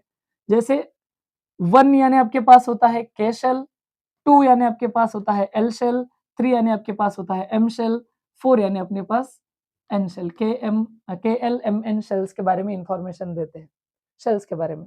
इन्होंने ये भी बोला था कि अगर आपको रेडियस ऑफ nth ऑर्बिटल निकालनी है तो आप क्या करो, n square into a naught करो, radius of nth orbital. a naught क्या होता है 52.9 इन पिकोमीटर्स। तो रेडियस ऑफ, जैसे मुझे है ना क्या करना है, रेडियस ऑफ फर्स्ट ऑर्बिटल निकालना है, फर्स्ट ऑर्बिटल। तो फर्स्ट ऑर्बिटल के रेडियस में n का वैल्यू कितना लगेगा 1, तो मैं क्या लिखूंगा, radius of first orbital is equal to 1 का स्क्वायर इंटू a नॉट, तो आंसर आ गया a नॉट। अगर मान लो मुझे क्या करना था, सेकंड ऑर्बिटल का निकालना था, सेकंड ऑर्बिटल, तो मैं क्या करूंगा, n की जगह पे क्या रखो सर 2 रखो, तो आंसर क्या आएगा, r of second is equal to n का स्क्वायर यानी 2 का स्क्वायर इंटू a नॉट, तो 4a नॉट। ए नॉट का वैल्यू आपको लर्न करने की वैसे जरूरत नहीं होती है, सीईटी ये खुद देता है कि ये 52.9 पिकोमीटर के आसपास होता है। कभी कभी सीधा ए नॉट के फॉर्म में आंसर बताते हैं। तीसरा, आप इसका रिजल्ट ये भी यूज कर सकते हो कि इन्होंने बोला कि अगर आपको energy of electron in any orbital of hydrogen निकालना है तो आप फॉर्मूला लगाओ, energy is equal to minus of Rydberg constant into 1/n का स्क्वायर। रेडबर्ग कांस्टेंट का एनर्जी वाला ये वैल्यू है -2.18 इंटू 10 टू द पावर 18। इसको लर्न नहीं किया तो चलेगा, सीईटी इसको एग्जाम में देता है। जैसे कि मान लो आपको फर्स्ट ऑर्बिटल का एनर्जी निकालना था, फर्स्ट क्यों थोड़ा अच्छा लेते हैं, सेकंड वाले का निकालते हैं। तो n का वैल्यू कितना मिल गया ऑर्बिटल 2, क्या होता है formula, energy of second orbital is equal to minus of RH को RH ही रखते हैं, रेडबर्ग कांस्टेंट को, उसकी वैल्यू तो देते हैं 1/n का स्क्वायर मतलब 2 का स्क्वायर, तो क्या हो गया माइनस RH डिवाइडेड बाय 4, 2 का स्क्वायर 4, दैट्स इट। इतना ही नहीं, मतलब कंक्लूजन ये याद रखा तो भी चलेगा, सिंपल डायरेक्टली याद रखा तो भी चलेगा, क्या कि अगर आपको हाइड्रोजन नहीं, हाइड्रोजन लाइक स्पेसिस के लिए भी कैलकुलेशन करना है, पहले तो ये समझो what is hydrogen like species. Hydrogen like species माने हाइड्रोजन जितने इलेक्ट्रॉन वाले, यानी 1 इलेक्ट्रॉन स्पेसिस। हाइड्रोजन में भी तो 1 इलेक्ट्रॉन स्पेसिस है। एग्जाम्पल बताओ सर, जैसे हीलियम को हाइड्रोजन जैसे बनना है तो उसपे प्लस चार्ज आने को चाहिए। अगर मान लो लिथियम को बनना है तो उसपे 2+, क्योंकि देखो हीलियम का एटॉमिक नंबर 2 है, 1 इलेक्ट्रॉन जाएगा तो 1 ही बचेगा, लिथियम का 3 है, 2 जाएंगे तो 1 ही बचेगा। बेरिलियम पे कितना आना चाहिए 3+, क्योंकि इसके पास 4 इलेक्ट्रॉन है, 3 जाएंगे तो 1 बचेगा। तो क्या करना है, अपने पास रेडियस का फॉर्मूला क्या था n square into A not, और एनर्जी का क्या था -RH 1/। अब क्या करना है, रेडियस ऑफ किसी भी एलिमेंट की निकालनी है तो उसको डिवाइडेड बाय z करना है, और एनर्जी निकालनी है तो मल्टीप्लाइड बाय z का स्क्वायर करना है। कैसे, तो एक एग्जांपल को समझो। जैसे मान लो मैं एक एग्जांपल बताता हूं कि आपको निकालना है r एंड एनर्जी किसका, second orbital of lithium 2+, lithium 2+ के लिए निकालना है। कैसे सॉल्व करूंगा सर, तो पहले तो निकालता हूं रेडियस ऑफ लिथियम 2+, तो वो क्या निकलेगा रेडियस के लिए n का स्क्वायर, सेकेंड ऑर्बिटल था तो 2 का स्क्वायर इंटू ए नॉट तो था ही था, divided by atomic number, lithium का कितना होता है 3, तो आएगा मेरे पास 4a0/3। ए नॉट का वैल्यू रखने की अभी जरूरत नहीं है। एनर्जी अगर निकालना होता, एनर्जी ऑफ, तो कैसे निकलेगा, एनर्जी निकलेगा क्या, वो था अपना minus of RH into Z का स्क्वायर, लिथियम का जेड कितना होता है 3, 3 का square divided by upon n का स्क्वायर, n कितना था सेकंड ऑर्बिटल था तो 2 का स्क्वायर। अरे यार ये इधर प्रिंट नहीं हो रहा है, 2 का स्क्वायर। इसको सॉल्व करता हूं तो क्या मिलेगा, ये मिलेगा मेरे को 3 का स्क्वायर 9/4 RH, और ऑब्वियस है माइनस साइन रहेगा। तो ऐसे आराम से अपन ये वाला याद रखा तो भी चलेगा, हाइड्रोजन के लिए भी। क्यों, हाइड्रोजन में यहाँ पे 1 रखो तो n स्क्वायर ए नॉट मिला, यहाँ पे 1 रखो तो -RH/n स्क्वायर मिल गया। ओके, इसके अलावा अल्टीमेटली बोर्स मॉडल का लास्ट पॉइंट मुझे ये याद रखना है कि इससे लाइन एमिशन स्पेक्ट्रम का जस्टिफिकेशन मिलता है और इससे अपन 3 चीजें निकाल सकते हैं, change in energy, wave number निकाल सकते हैं। ये 2 फॉर्मूला तो वेरी इंपॉर्टेंट है, यहाँ से क्वेश्चन आ ही रहा है। अब इसका डेरिवेशन वगैरह तो कुछ अभी तो बताने से रहा मैं।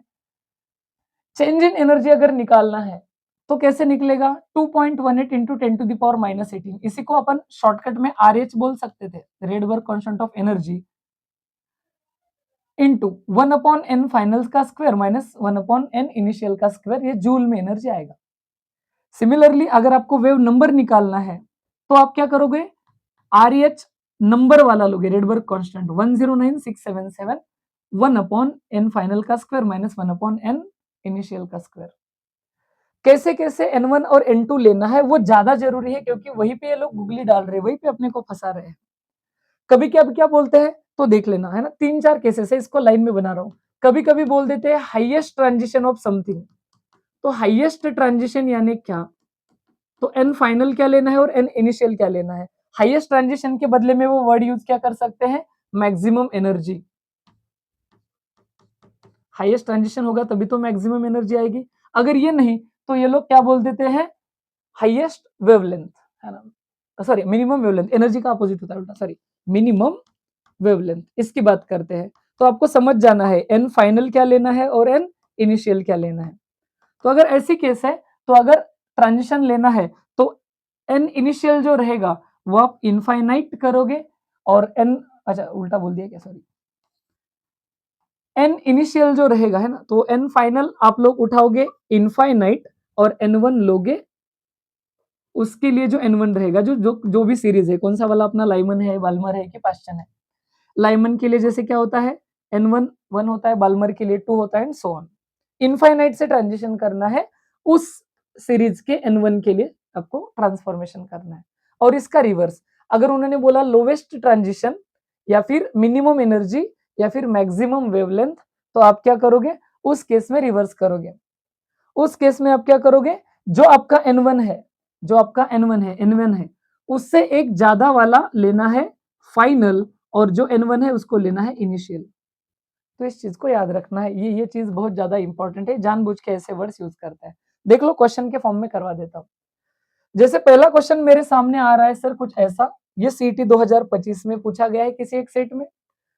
What is the wave number of a photon emitted during transition from orbit n is equal to 5 to that of orbit n is equal to 2 in hydrogen atom?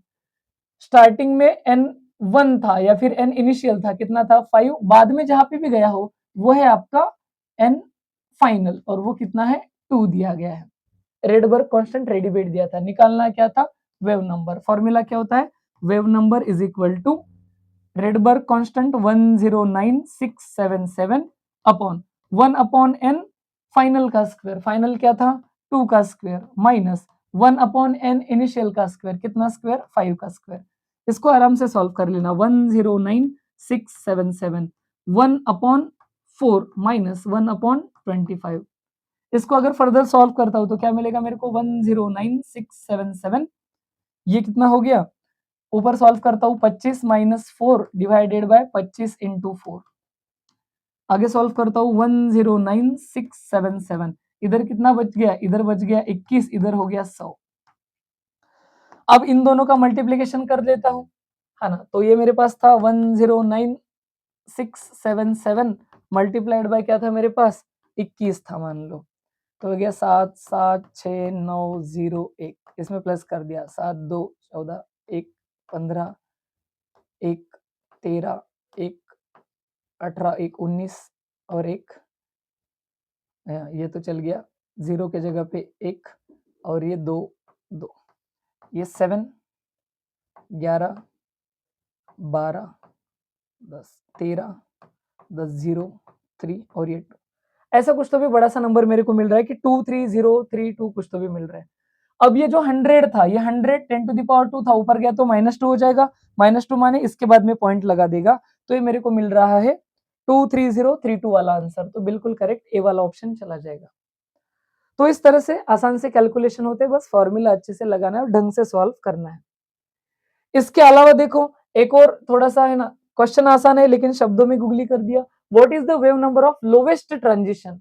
देखो लोवेस्ट ट्रांजिशन यानी, और किसके लिए पूछा है? लाइमन के लिए। Lowest transition कहां से हो रहा है? तो असल में क्या हो रहा है, यहाँ पे मेरे पास n इज इक्वल टू 2 में इलेक्ट्रॉन था और लाइमन का n इज इक्वल टू ये 2 में था और ये 1 में आ रहा है। तो 2 से 1 में आ रहा है, तो इनिशियली वो 2 में था, बाद में वो कहाँ पे आ रहा है? 1 में आ रहा है। बिल्कुल सही। Nu bar is equal to, है ना, यहाँ पे अपन ने क्या कर दिया? उल्टा ले लिया। यहाँ पे चलेगा 1 का स्क्वायर, यहाँ पे चलेगा 2 का स्क्वायर। सॉल्व करते हैं। आर एच इंटू 1/1 माइनस 1/2 का स्क्वायर आ जाएगा 4। इसको अगर मैं सॉल्व कर दूं तो मेरे पास आंसर मिलेगा 2 का स्क्वायर 4 से।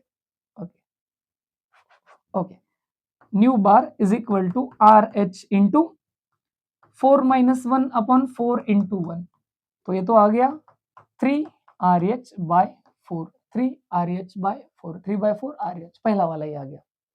तो इस बात का जरा ख्याल रखना, N2 कहाँ से, N1 कहाँ पे, ऐसे देखना क्या क्वेश्चन है मेरे पास। मेरे पास क्वेश्चन है what is the wave number of lowest transition of Balmer. चलो यहां से एक और बार देखते हैं कि क्या अपन सही से कर पा रहे हैं। लोवेस्ट ट्रांजिशन हो रहा है बाल्मर का। पहले तो वापस बात करते हैं। अगर मैं सीरीज की बात करता हूं बाल्मर की, तो उसका मेरे पास N1 जो होता है वो होता है मेरे पास ऑलरेडी 2, और लोवेस्ट है यानी कि जो N2 रहेगा वो मेरे पास रहेगा 3 रहेगा। अब इसको लेके सॉल्व करते हैं और अपना आंसर आ रहा है कि नहीं क्रॉस चेक करते हैं। तो अपने पास क्या वापस वेव नंबर है, wave number is equal to RH into 1/n final का स्क्वायर माइनस 1/n इनिशियल का स्क्वायर। इसको अगर मैं सॉल्व कर रहा हूं तो वापस देखना, nu bar is equal to RH 1/फाइनल 3 का स्क्वायर करता हूं माइनस इनिशियल 2 का स्क्वायर करता हूं। इसको अगर सॉल्व कर रहा हूं तो मेरे को आंसर क्या मिल रहा है, nu bar is equal to RH, तो वैसे के वैसे रहा। इसको सॉल्व करता हूं 1/9 माइनस 1/4। इसको सॉल्व करता हूं, nu bar is equal to minus of RH, ये इधर जाएगा और वो उधर जाएगा। हाँ नहीं बिल्कुल बिल्कुल यही पे है वो गड़बड़। एज इट इज अपने को लेना है, फाइनल कहाँ पे था, इनिशियली कहाँ पे था। अपन वापस देखते हैं कि फाइनली वो 2 पे पहुंचा है, 2 पे पहुंचा है और वो इनिशियली था 3 पे। बिल्कुल correct. n final minus n initial का स्क्वायर, तो ये मिल जाएगा मेरे को कुछ ऐसा। कैसे, ये 2 का स्क्वायर 4 आ गया और ये आ गया 9, ये 9 इधर जाएगा, 9 माइनस 4 डिवाइडेड बाय 9 इंटू 4। इसको सॉल्व कर रहा हूं तो क्या मिल रहा है, ये मिल रहा है 5 और ये मिल रहा है 36 और ये RH, तो 5/36 RH। बिल्कुल, तो इस चीज को याद रख लेना है। ये जो n फाइनल है ये 2 पे पहुंचा है और इनिशियली ये पे कितने था, तीसरे पे, तो इसको ध्यान से देख लेना है। एक और आसान सा क्वेश्चन देख लो जो थोड़ी अलग टर्मिनोलॉजी यूज करिए। ऐसा क्वेश्चन लेकिन फिजिक्स में आता है, केमिस्ट्री में यूजुअली नहीं आता है, लेकिन ये क्वेश्चन बैंक में मिला तो मैंने सोचा अपन डिस्कस कर लेते हैं। यहाँ पे जो एनर्जी है वो इलेक्ट्रॉन वोल्ट्स में दी है, और मुझे ये चीज याद रखना है कि अगर मैं हाइड्रोजन के ग्राउंड स्टेट की एनर्जी देख रहा हूं तो उसका आंसर आता है -13.6 इन इलेक्ट्रॉन वोल्ट्स। अब देखना, ये बोल रहे हैं कि energy of an electron in the excited hydrogen atom जो है, एक्साइटेड होने के बाद जो एनर्जी हुई है, एनर्जी डैश बोलेंगे अपन, वो हुई है -3.4 electron volts. According to Bohr's theory, angular momentum अपने को इतना तो पता है, एंगुलर मोमेंटम जो होता है m into v into r, MVR जो होता है वो होता है NH/4π, ऐसे होता है। H प्लैंक्स कांस्टेंट है ऐसा भी बोल रहे हैं, चलो ठीक है। अपने को एंगुलर मोमेंटम यानी NH/4π निकालना है, मतलब यहाँ से सिर्फ n निकालना है सर, n निकलेगा तो आंसर निकलेगा। H/4π तो वो मल्टीपल में होता है। अब मैं देखूंगा इन दोनों में रिलेशन क्या है, 3.4 और 13.6, इसमें क्या रिलेशन है। अपने पास एनर्जी का जो फॉर्मूला होता है वो क्या होता है, energy of nth orbital for hydrogen is equal to, वो फॉर्मूला होता है मेरे पास माइनस ऑफ RH अपॉन, ये होगा मेरे पास हाइड्रोजन के लिए तो छोड़ दो, ये हो जाएगा मेरे पास n है, n का स्क्वायर। बिल्कुल सही, इससे निकलता है अपना energy of nth orbital minus RH 1/n का स्क्वायर से। एनर्जी कितना दिया है मेरे को फाइनली, वो दिया है -3.4 दिया है, और यूजुअली मेरे पास इलेक्ट्रॉन वोल्ट में कितना होता है -13.6 अपॉन n का स्क्वायर। तो n का स्क्वायर अगर निकालना है तो क्या हो जाएगा, थोड़ा सा रीअरेंज करता हूँ, n स्क्वायर इधर और इधर भेजता हूँ, तो n का स्क्वायर इज इक्वल टू मिलेगा -13.6 डिवाइडेड बाय 3.4। इसको अगर मैं सॉल्व करूं तो वो मेरे को मिल जाएगा रफली -4, और -4 अगर n का स्क्वायर है तो n इज इक्वल टू क्या निकलेगा 2, दैट्स इट, बिल्कुल करेक्ट। तो n 2 है तो यहाँ पे 2 रख देता हूं, तो क्या मिल रहा है मेरे को 2h/4 पाई, यानी कि बेसिकली h/2 पाई।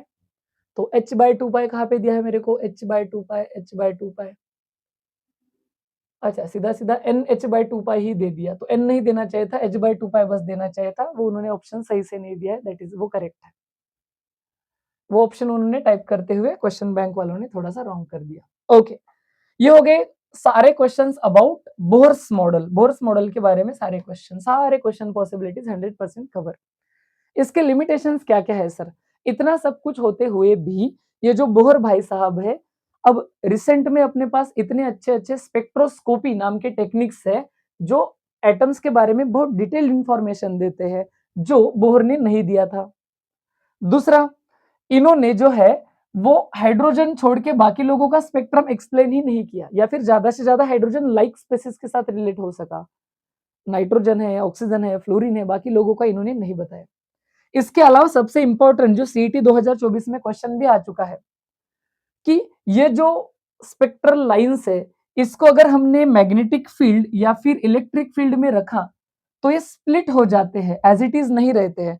तो splitting of spectral line in presence of magnetic field को जीमैन इफेक्ट बोला जाता है, और in the presence of electric field में स्प्लिटिंग, इसको स्टार्क इफेक्ट बोला जाता है। तो एक्सप्लेन नहीं किया, ये क्या है हमें नहीं सीखना है, लेकिन मैग्नेटिक फील्ड में स्पेक्ट्रल लाइन के स्प्लिटिंग को क्या बोला जाता है, तो ऑप्शन टिक करना था जीमैन इफेक्ट। इलेक्ट्रिक फील्ड में क्या बोला जाता है, तो स्टार्क इफेक्ट। इसके अलावा इन्होंने ये भी नहीं बताया कि केमिकल बॉन्ड्स कैसे बनते हैं। फिर आगे चलते हैं, तो अगर बोर्स मॉडल फेल हुआ तो किसी ने कुछ थ्योरी दिया रहेगा, तो वो थ्योरी दिया दो साइंटिस्ट ने, एक है डी ब्रोगली हाइपोथेसिस और एक है हाइजेनबर्ग अनसर्टेनिटी प्रिंसिपल। क्या क्या है, तो पहले देखते हैं जरा इक्वेशंस। डी ब्रोगली हाइपोथेसिस कहता है कि अगर आपके पास कोई m मास का पार्टिकल है जिसका वेलोसिटी v से चल रहा है, जैसे मान लो इलेक्ट्रॉन, तो उसका वेवलेंथ लैम्बडा दिया जाता है h/p। ये डायरेक्टली याद रखना ही वैलिड है, h/p, वेवलेंथ h/p से निकलेगा। और p होता है मोमेंटम, और मोमेंटम क्या होता है, मास इनटू वेलोसिटी। तो वेवलेंथ क्या निकलेगा, h upon mass into velocity. तो आप इन दोनों में से कोई भी फॉर्मूला याद रखो, ये या फिर ये इक्विवेलेंट है। इसके अलावा हाइजेनबर्ग अनसर्टेनिटी प्रिंसिपल क्या कहता है, जैसे बोर ने कहा था कि मैं इलेक्ट्रॉन का पोजीशन और मोमेंटम दोनों बता सकता हूं, लेकिन गलती ये हो रही है कि अगर कोई चीज स्पीड में है तो अपन उसका लोकेशन नहीं बता पाएंगे, क्योंकि वो कंटिन्यूअसली लोकेशन चेंज कर रही है।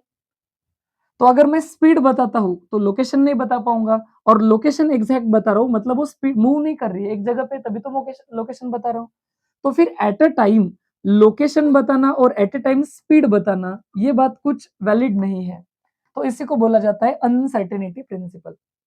और इन्होंने अपना एक इक्वेशन दिया, क्या इक्वेशन दिया, uncertainty in position, uncertainty in position into uncertainty in momentum. Momentum, ये जो अनसर्टेनिटी रहेगी मतलब चेंज रहेगा, ये फिक्स नहीं रहेगा, ये चेंज होता रहेगा। ये जो अनसर्टेनिटी रहेगी पोजीशन और मोमेंटम की, वो या तो इक्वल टू रहेगी या ग्रेटर देन h/4 पाई के मल्टीपल में, h/4 पाई के मल्टीपल में रहेगा। अगेन यहाँ पे मोमेंटम के जगह पे मैं मास इनटू वेलोसिटी रख सकता हूं, तो इक्वेशन थोड़ा सा मॉडिफाई हो सकता है। चलो क्वेश्चन क्या पूछा है तो देखते हैं। पहला क्वेश्चन सीईटी 2025 में आया है, वो आया है डी ब्रोगली हाइपोथेसिस वाले इक्वेशन पे। क्या दिया है सर इस क्वेश्चन में, calculate velocity of an electron having de Broglie wavelength. Wavelength दिया है, कितना दिया है 54 इन नैनोमीटर दिया है। मास दिया है केजी में, मास ऑफ ऑब्जेक्ट दिया है 9.1 इंटू 10⁻³ इन किलोग्राम, और h का वैल्यू दिया है 6.6 इंटू 10⁻34 जूल पर सेकेंड, इतना दे रखा है। अपने पास अभी अभी इक्वेशन क्या था डी ब्रोगली का, डी ब्रोगली ने बोला था wavelength lambda is equal to h by p, p यानी मोमेंटम, जिसको मास इंटू वेलोसिटी भी लिख सकता हूँ। तो क्या लिख सकता हूँ, H by mass into velocity. जरा ध्यान से देखो, मुझे निकालना है वेलोसिटी और सारी चीजें तो दे रखी है, रीअरेंज करता हूं तो देयरफॉर वेलोसिटी का इक्वेशन क्या बनेगा, वेलोसिटी इधर जाएगा तो ये उधर जाएगा, h into m into h divided by m into lambda यानी वेवलेंथ। इसको थोड़ा लेफ्ट में करता हूं कैलकुलेशन करने के लिए, देखो ध्यान से। ओके, इसको अगर मैं सॉल्व कर रहा हूं तो क्या मिल रहा है, v is equal to h कितना है 6 into 6 into 6.6 into 10 to the power minus 34 multiplied by, अच्छा ऊपर तो कुछ है नहीं, डिवाइडेड बाय मास कितना दिया है, मास दिया है 9.1, है ना। ऑप्शन मास पर सेकंड है, ठीक है, वो केजी में दिया है, ग्राम जूल और ये नैनोमीटर है। सारों को अगर मैं लेके आता हूँ किस में, एसआई यूनिट्स में, एसआई यूनिट्स में, तो ये मेरे को मिलेगा 9.1 into 10 to the power minus 31। Okay, KG को केजी रख के देखते हैं, आंसर मैच नहीं हुआ तो यूनिट चेंज करेंगे, इनटू वेवलेंथ, वेवलेंथ कितना दिया है 58, इसको मीटर में लेके आता हूँ -9 इन मीटर्स, है ना, ऐसे कुछ। पहले तो इसको सॉल्व कर लेता हूँ, ये -31 इसको खा जाएगा तो ऊपर बचेगा -3, ये -9 ऊपर गया तो +9 हो जाएगा, तो इसको कट हो जाके मिलेगा +3। मेरे पास फ्रीक्वेंसी सॉरी जो बच रहा है वेलोसिटी, वेलोसिटी यहाँ पे वेलोसिटी ना, वेलोसिटी जो बच रहा है वो है 6.6 divided by 9 into 10 to the power 3, अच्छा इंटू 58 भी है। वेलोसिटी को सॉल्व करता हूँ, जरा ध्यान से देखना वेलोसिटी कैसे निकलेगा मेरा, वेलोसिटी इसका मल्टीप्लिकेशन पहले करूँ, चलो इसको 3 से हटा देता हूँ, तो अगर इसको 3 से काट रहा हूँ तो ये 2.2 हो जाएगा, ये 3 हो जाएगा। इसका 58 का डबल कर लेता हूँ, 58 इंटू 2, 8 दूना 16, 1 5 दूना 10, 116। ओके, मेरे पास मिल रहा है 2 divided by 2 upon 116 into 10 to the power 3। इसको सॉल्व करता हूँ तो फिर मेरे पास क्या आंसर मिलेगा। ओके, इसको केजी का ग्राम करना था, मतलब केजी का करना था ग्राम, स्टैंडर्ड यूनिट में लाना था तो ग्राम करना था, तो 10 टू द पावर मेरे पास कितना बचेगा, किलोग्राम है तो 10 to the power 3, 10 to the power 3 ऊपर जाके तो माइनस हो जाएगा, ये वैलिड बात नहीं है, ठीक है। इसको सॉल्व करके देखता हूँ, चलो 116 को 1.6 इंटू, हाँ आ जाएगा, आ जाएगा, केजी को एज इट इज रख के फायदा है, इंटू टाइप नहीं ले रहा है, ओके 10 टू द पावर 2 लिख सकता हूँ। ये 10 टू द पावर 2 ऊपर जाएगा तो माइनस करेगा, नहीं ये केजी रखता -3 का, ओके यस, ये -3 को इधर ही खाने वाला था तो ये कम हो जाएगा, तो नहीं, फिर भी आंसर माइनस में जा रहा है। चलो नंबर नंबर मैच करते हैं, पावर का एक और बार क्रॉस चेक करेंगे अपन, क्या पावर में गड़बड़ हो रही है इस कैलकुलेशन के। गिवन था -31 एच, ठीक है, ठीक है, इसको सॉल्व करता हूँ तो इसको रफली लिख सकता हूँ 22 इंटू 10 टू द पावर 2 रखूंगा तो इसको लिखूंगा 11, तो 11 दूनी 2 के आसपास वाला आंसर करेक्ट है और 2 से थोड़ा सा आगे वाला भी करेक्ट है, तो ये 2.12 वाला आंसर तो जाएगा। पावर का एक बार क्रॉस चेक करते हैं, कैलकुलेशन एज इट इज चलेगा, कैलकुलेशन की एक बार क्रॉस चेकिंग कर लेनी है ना, और मुझे कमेंट में बता देना क्या चेंजेस आ रहे हैं। ओके, क्वेश्चन पूछा गया है, it is impossible to determine simultaneously exact position and exact momentum of electron, exact दोनों चीजें बतानी है, ये पॉसिबल नहीं है, इसी को तो हेजनबर्ग ने अनसर्टेनिटी प्रिंसिपल कहा है, तो इसका आंसर था हेजनबर्ग अनसर्टेनिटी प्रिंसिपल। इसके अलावा देखो क्वेश्चन क्या आ रहा है, क्वेश्चन कुछ ऐसे आ रहा है, अगर ये क्वेश्चन आ गया तो उस सेट को ही टफ मान लिया जाएगा, समझो ध्यान से क्वेश्चन कैसे आ रहा है।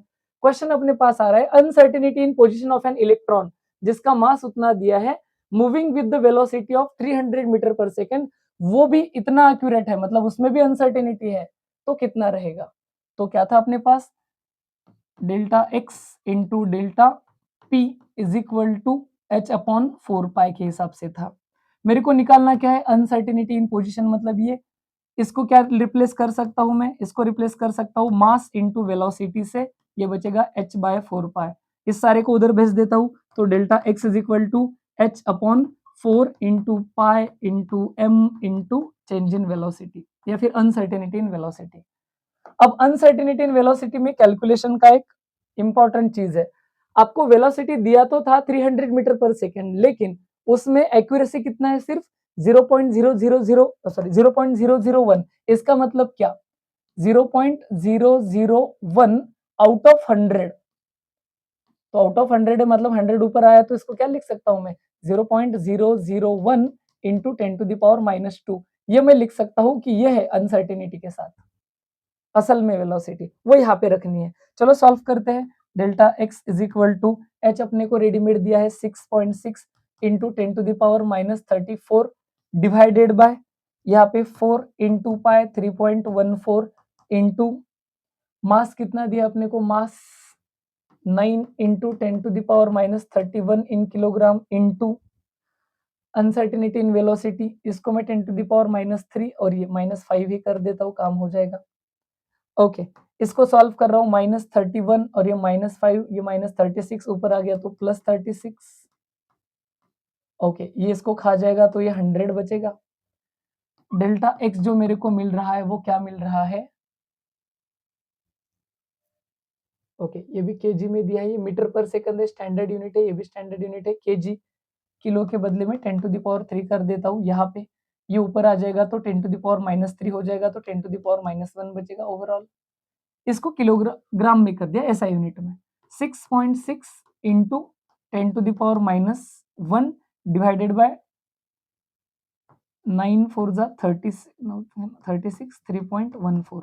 इसको काट देता हूँ 2 से, तो ये मेरे पास डेल्टा एक्स जो मिलेगा वो मिलेगा 2/36 इंटू 10⁻1। पहले तो इन दोनों को हाफ ऑफ कर लेता हूँ, तो ये मिलेगा मेरे को 1, ये मिलेगा मेरे को 16, टेबल में आसान जाएगा। इसको मैं कर देता हूँ 10⁻², तो ये मिलेगा 10 इंटू 10⁻², सॉल्विंग के बाद डिवाइडेड बाय 16। इसको आसान करने के लिए वापस इसको कर देता हूँ 5, इसको कर देता हूँ 8, 8 से जाएगा 0. ये 50 कर देता हूँ 6, 0.6 इंटू 10⁻² के आसपास वाला आंसर मेरे पास सही जाएगा। -2 में तो है, वापस कोई नंबर मिस कर दिया। 6.63 इंटू 10⁻34, ये आ गया मेरे पास 4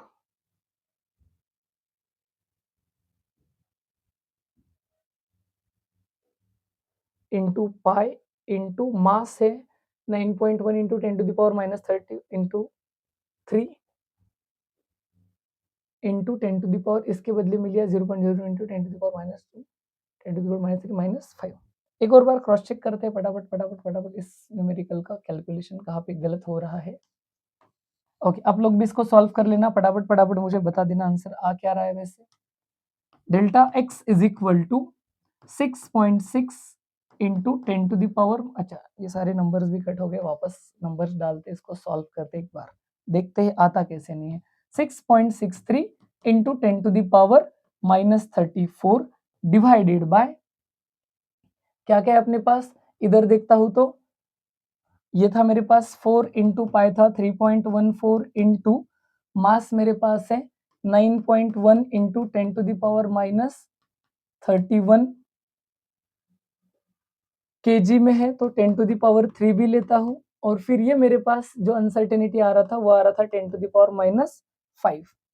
delta x is equal to 6.6 into 10⁻34, इन सारे पावर्स का एडअप कर लेता हूँ, तो ये 3 इसको रखेगा 10⁻², ये -2 इसको खा जाएगा, तो ये हो जाएगा 33, 10⁻33, ये इसको खा जाएगा तो बचेगा 10⁻1। 6.6 into 10⁻1 divided by 4 into 3.14 into 9। Okay, इसको अगर सॉल्व करता हूँ तो ये 3 से इसको 2 कर देता हूँ, delta x is equal to 2/36 into 10⁻1। इसको अगर नियरेस्ट नंबर में मैं क्लोज करने की कोशिश कर रहा हूँ तो इसको मैं लिख सकता था 20, तो ये हो जाएगा 10⁻²। 10⁻² में आंसर तो है, लेकिन शायद से ऑप्शन में कुछ गड़बड़ी है जो मैच नहीं हो रहा है। 1 से तो जाएगा नहीं, ये 1 से पॉइंट में जाएगा। Metre per second, kilograms. Okay, इस माइनस वाले को अगर मैंने एज इट इज -3 रखा तो पावर नहीं, नंबर में शायद कुछ तो गड़बड़ी है, क्योंकि नंबर का चेंज आ रहा है तो ठीक है। क्रॉस चेक करते हैं अपन इस क्वेश्चन को, इसका आंसर क्यों नहीं मैच हो रहा है, शायद से ऑप्शन में कुछ गड़बड़ी है। ओके, लास्ट वाला मेरे पास जो है सर क्वांटम मैकेनिकल मॉडल है। क्वांटम मैकेनिकल मॉडल सबसे लास्ट वाला जो मॉडल है, किसने दिया था? ये दिया था हेजनबर्ग एंड इरविन श्रोडिंगर, जिसको ऑफिशियली श्रोडिंगर साइंटिस्ट के नाम से जाना जाता है। क्या इन्होंने यूज करा था अपने एक्सपेरिमेंट में? तो एक तो था अनसर्टेनिटी प्रिंसिपल और दूसरा था वेव मोशन। इससे क्या पता चलता है? तो असल में ये जो श्रोडिंगर इक्वेशन बोला जाता है, ये फंडामेंटल इक्वेशन है जो एक wave particle duality of matter को जोड़ता है अपने स्ट्रक्चर ऑफ एटम के साथ। सर हमें क्या क्या याद रखना है? हमें बस याद रखना है श्रोडिंगर इक्वेशन होता क्या है। तो ये होता है energy E into psi is equal to Hamiltonian H into psi. क्या क्या मतलब है सर इसका? तो E माने होता है एनर्जी या फिर टोटल एनर्जी। ये जो साई है, जो दोनों जगह पे लिखा हुआ है, जिसको PSI स्पेलिंग है लेकिन इसको साई पी साइलेंट पढ़ा जाता है, इसको वेव फंक्शन बोलते हैं। और ये वेव फंक्शन को अगर फर्दर हमने सॉल्व किया तो ये हमें बताता है probability of finding electrons. Probability of finding electrons, probability of finding electrons कहाँ पे मिलता है? तो असल में अराउंड साई स्क्वायर वगैरह कुछ तो भी होता है, अराउंड साई स्क्वायर, इसको सॉल्व करने के बाद मिलता है वो, अराउंड साई स्क्वायर कुछ तो भी मिलता है। लेकिन बस इतना याद रखो, साई है वेव फंक्शन है, probability of finding electron. H क्या है? एक मैथमेटिकल ऑपरेटर है जिसको हैमिल्टोनियन ऑपरेटर बोला जाता है, जिसको क्या होता है ये स्टडी अपने सिलेबस में नहीं है। हैमिल्टोनियन ऑपरेटर, ऑपरेटर होता है। साई तो वही है ना, त्रिशूल जैसा दिखता है। तो श्रोडिंगर इक्वेशन का है E psi is equal to H psi. अब अगर श्रोडिंगर इक्वेशन को हम सॉल्व करते हैं आगे चल के हायर क्लासेस में, तो यहां से मेरे को कुछ तो भी निकल के आता है जिनको बोला जाता है क्वांटम नंबर्स। कुछ करो ना करो इस टॉपिक से क्वांटम नंबर सब लोगों ने बहुत अच्छे से कर लेने हैं। क्वांटम नंबर्स होते क्या है सर? तो quantum numbers are nothing but the address of electrons, address of electrons.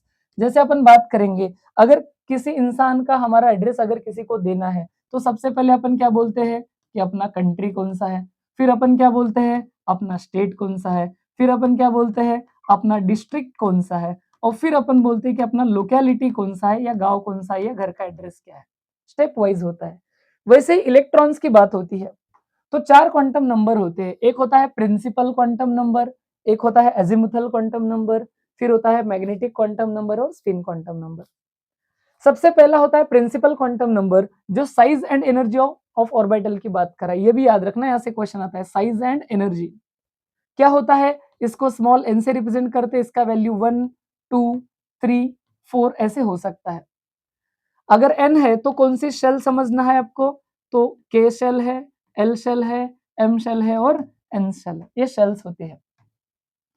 ये शेल के एन के नंबर होते हैं। आप यहाँ से टोटल नंबर ऑफ इलेक्ट्रॉन्स भी निकाल सकते हो कि किसके शेल में कितने इलेक्ट्रॉन रहेंगे, और आप लोग नंबर ऑफ ऑर्बिटल्स भी निकाल सकते हो। पहले तो समझ जाओ नंबर ऑफ ऑर्बिटल्स कैसे निकलेंगे। तो एन का स्क्वायर करना है, और एक ऑर्बिटल में 2 इलेक्ट्रॉन होता है तो नंबर ऑफ इलेक्ट्रॉन्स निकालने हैं तो 2n का स्क्वायर करना है। एग्जांपल बताओ सर, जैसे मान लो आपको पूछा कि एल शेल में टोटल कितने ऑर्बिटल है और टोटल कितने इलेक्ट्रॉन्स है, तो ऑर्बिटल कैसे निकलेंगे? n का स्क्वायर, n कितना था उसके लिए 2, तो 2 का स्क्वायर कितना 4। और अगर पूछा इलेक्ट्रॉन्स कितने हैं तो 2 टाइम्स करना है n का स्क्वायर, तो ये हो जाएगा 4 इंटू 10, 8 इलेक्ट्रॉन पॉसिबल है। हर ऑर्बिटल में 2 2 2 तो 8 इलेक्ट्रॉन पॉसिबल होते हैं, है ना। हाँ, एक और चीज, 2 बाहर रहेगा, 2 इंटू एन का स्क्वायर होता है। ओके, फिर अगला क्वांटम नंबर आपके पास क्या होता है सर? इसको बोला जाता है एजीमुथल क्वांटम नंबर या एंगुलर क्वांटम नंबर, या फिर इसको एक और नाम भी होता है subsidiary quantum number. Subsidiary quantum number, subsidiary quantum number भी बोला जाता है। इसको रिप्रेजेंट किया जाता है स्मॉल एल से, और ये आपको इंफॉर्मेशन देता है शेप ऑफ द ऑर्बिटल या फिर शेप ऑर्बिटल के बारे में। एल से रिप्रेजेंट किया जाता है, एल, स्मॉल एल। इसके वैल्यू कैसे निकलते हैं? अगर मान लो आपके पास इफ प्रिंसिपल क्वांटम नंबर का वैल्यू अगर आपके पास n है, प्रिंसिपल क्वांटम नंबर अगर n है, तो देयरफॉर l का वैल्यू क्या क्या होता है? तो l का वैल्यू होता है 0 टू n-1, ऐसा कुछ होता है। ये किसकी इंफॉर्मेशन देता है? तो ये ऑर्बिटल और उसके शेप की इंफॉर्मेशन देता है। जैसे l इज इक्वल टू 0, 1, 2 और 3 पॉसिबल है। 1 यानी s ऑर्बिटल, सॉरी 0 यानी s ऑर्बिटल, 1 यानी p ऑर्बिटल, 2 यानी d ऑर्बिटल, 3 यानी f ऑर्बिटल। तो sp df ऑर्बिटल और उनके शेप की बात करता है। जैसे कि एग्जांपल आपको बोला कि मान लो n का वैल्यू 2 था, तो l के क्या क्या पॉसिबल वैल्यू है? तो वो होते हैं 0 एंड 1, 0 टू n-1। अगर मैंने बोला कि n का वैल्यू 3 है, तो l के वैल्यू पॉसिबल क्या क्या है?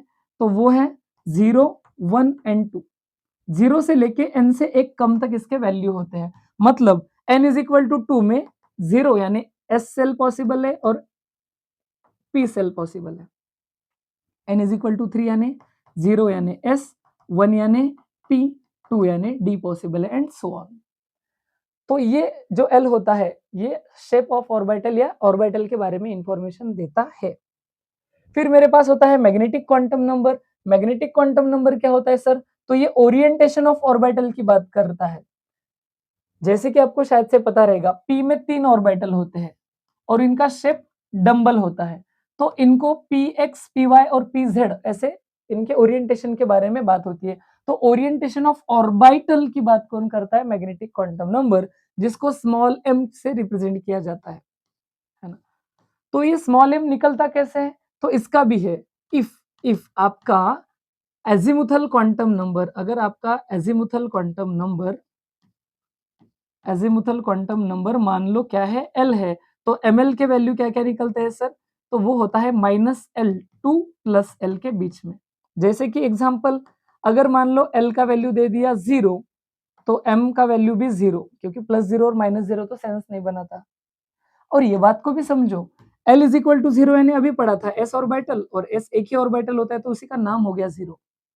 सिमिलरली दूसरी बात, l इज इक्वल टू 1 है, तो m क्या क्या पॉसिबल है? -1, 0, +1। देखो ना, माइनस से लेके प्लस तक। तो अगर मैं बात करूं l इज इक्वल टू 1 यानी p ऑर्बिटल था, असल में 3 p ऑर्बिटल के नाम है, -1, 0 और +1। अगर मैं बात करूं आगे की, तो l इज इक्वल टू अगर मेरे पास 2 होता, तो क्या क्या पॉसिबल होता? m, वो होता -2, -1, 0, +1 और +2। तो देखो l इज इक्वल टू 2 यानी कौन सा ऑर्बिटल हो गया? d ऑर्बिटल, और d ऑर्बिटल में 5 ऑर्बिटल होते हैं, ये उनके नाम हो गए। लास्ट वाला क्वांटम नंबर मेरे पास होता है spin quantum number. Spin quantum number मुझे स्पिन ऑफ इलेक्ट्रॉन या ओरिएंटेशन ऑफ इलेक्ट्रॉन की बात करवाता है। स्पिन या फिर ओरिएंटेशन ऐसे होता है कि अगर एक ऑर्बिटल में मेरे पास 2 इलेक्ट्रॉन है, तो वो कभी भी अपहेड नहीं निकाले जाते। एक अपहेड और एक डाउनहेड निकाला जाता है। कभी भी दोनों के दोनों अपहेड नहीं निकालते या दोनों डाउनहेड नहीं निकालते हैं। कैसे? ये भी पॉसिबल नहीं है, ये है पॉसिबल। अगर पहला अपहेड है तो उसको प्लस हाफ लिखते हैं, दूसरा डाउनहेड है तो उसको माइनस हाफ लिखते हैं। ये फर्क है दोनों में।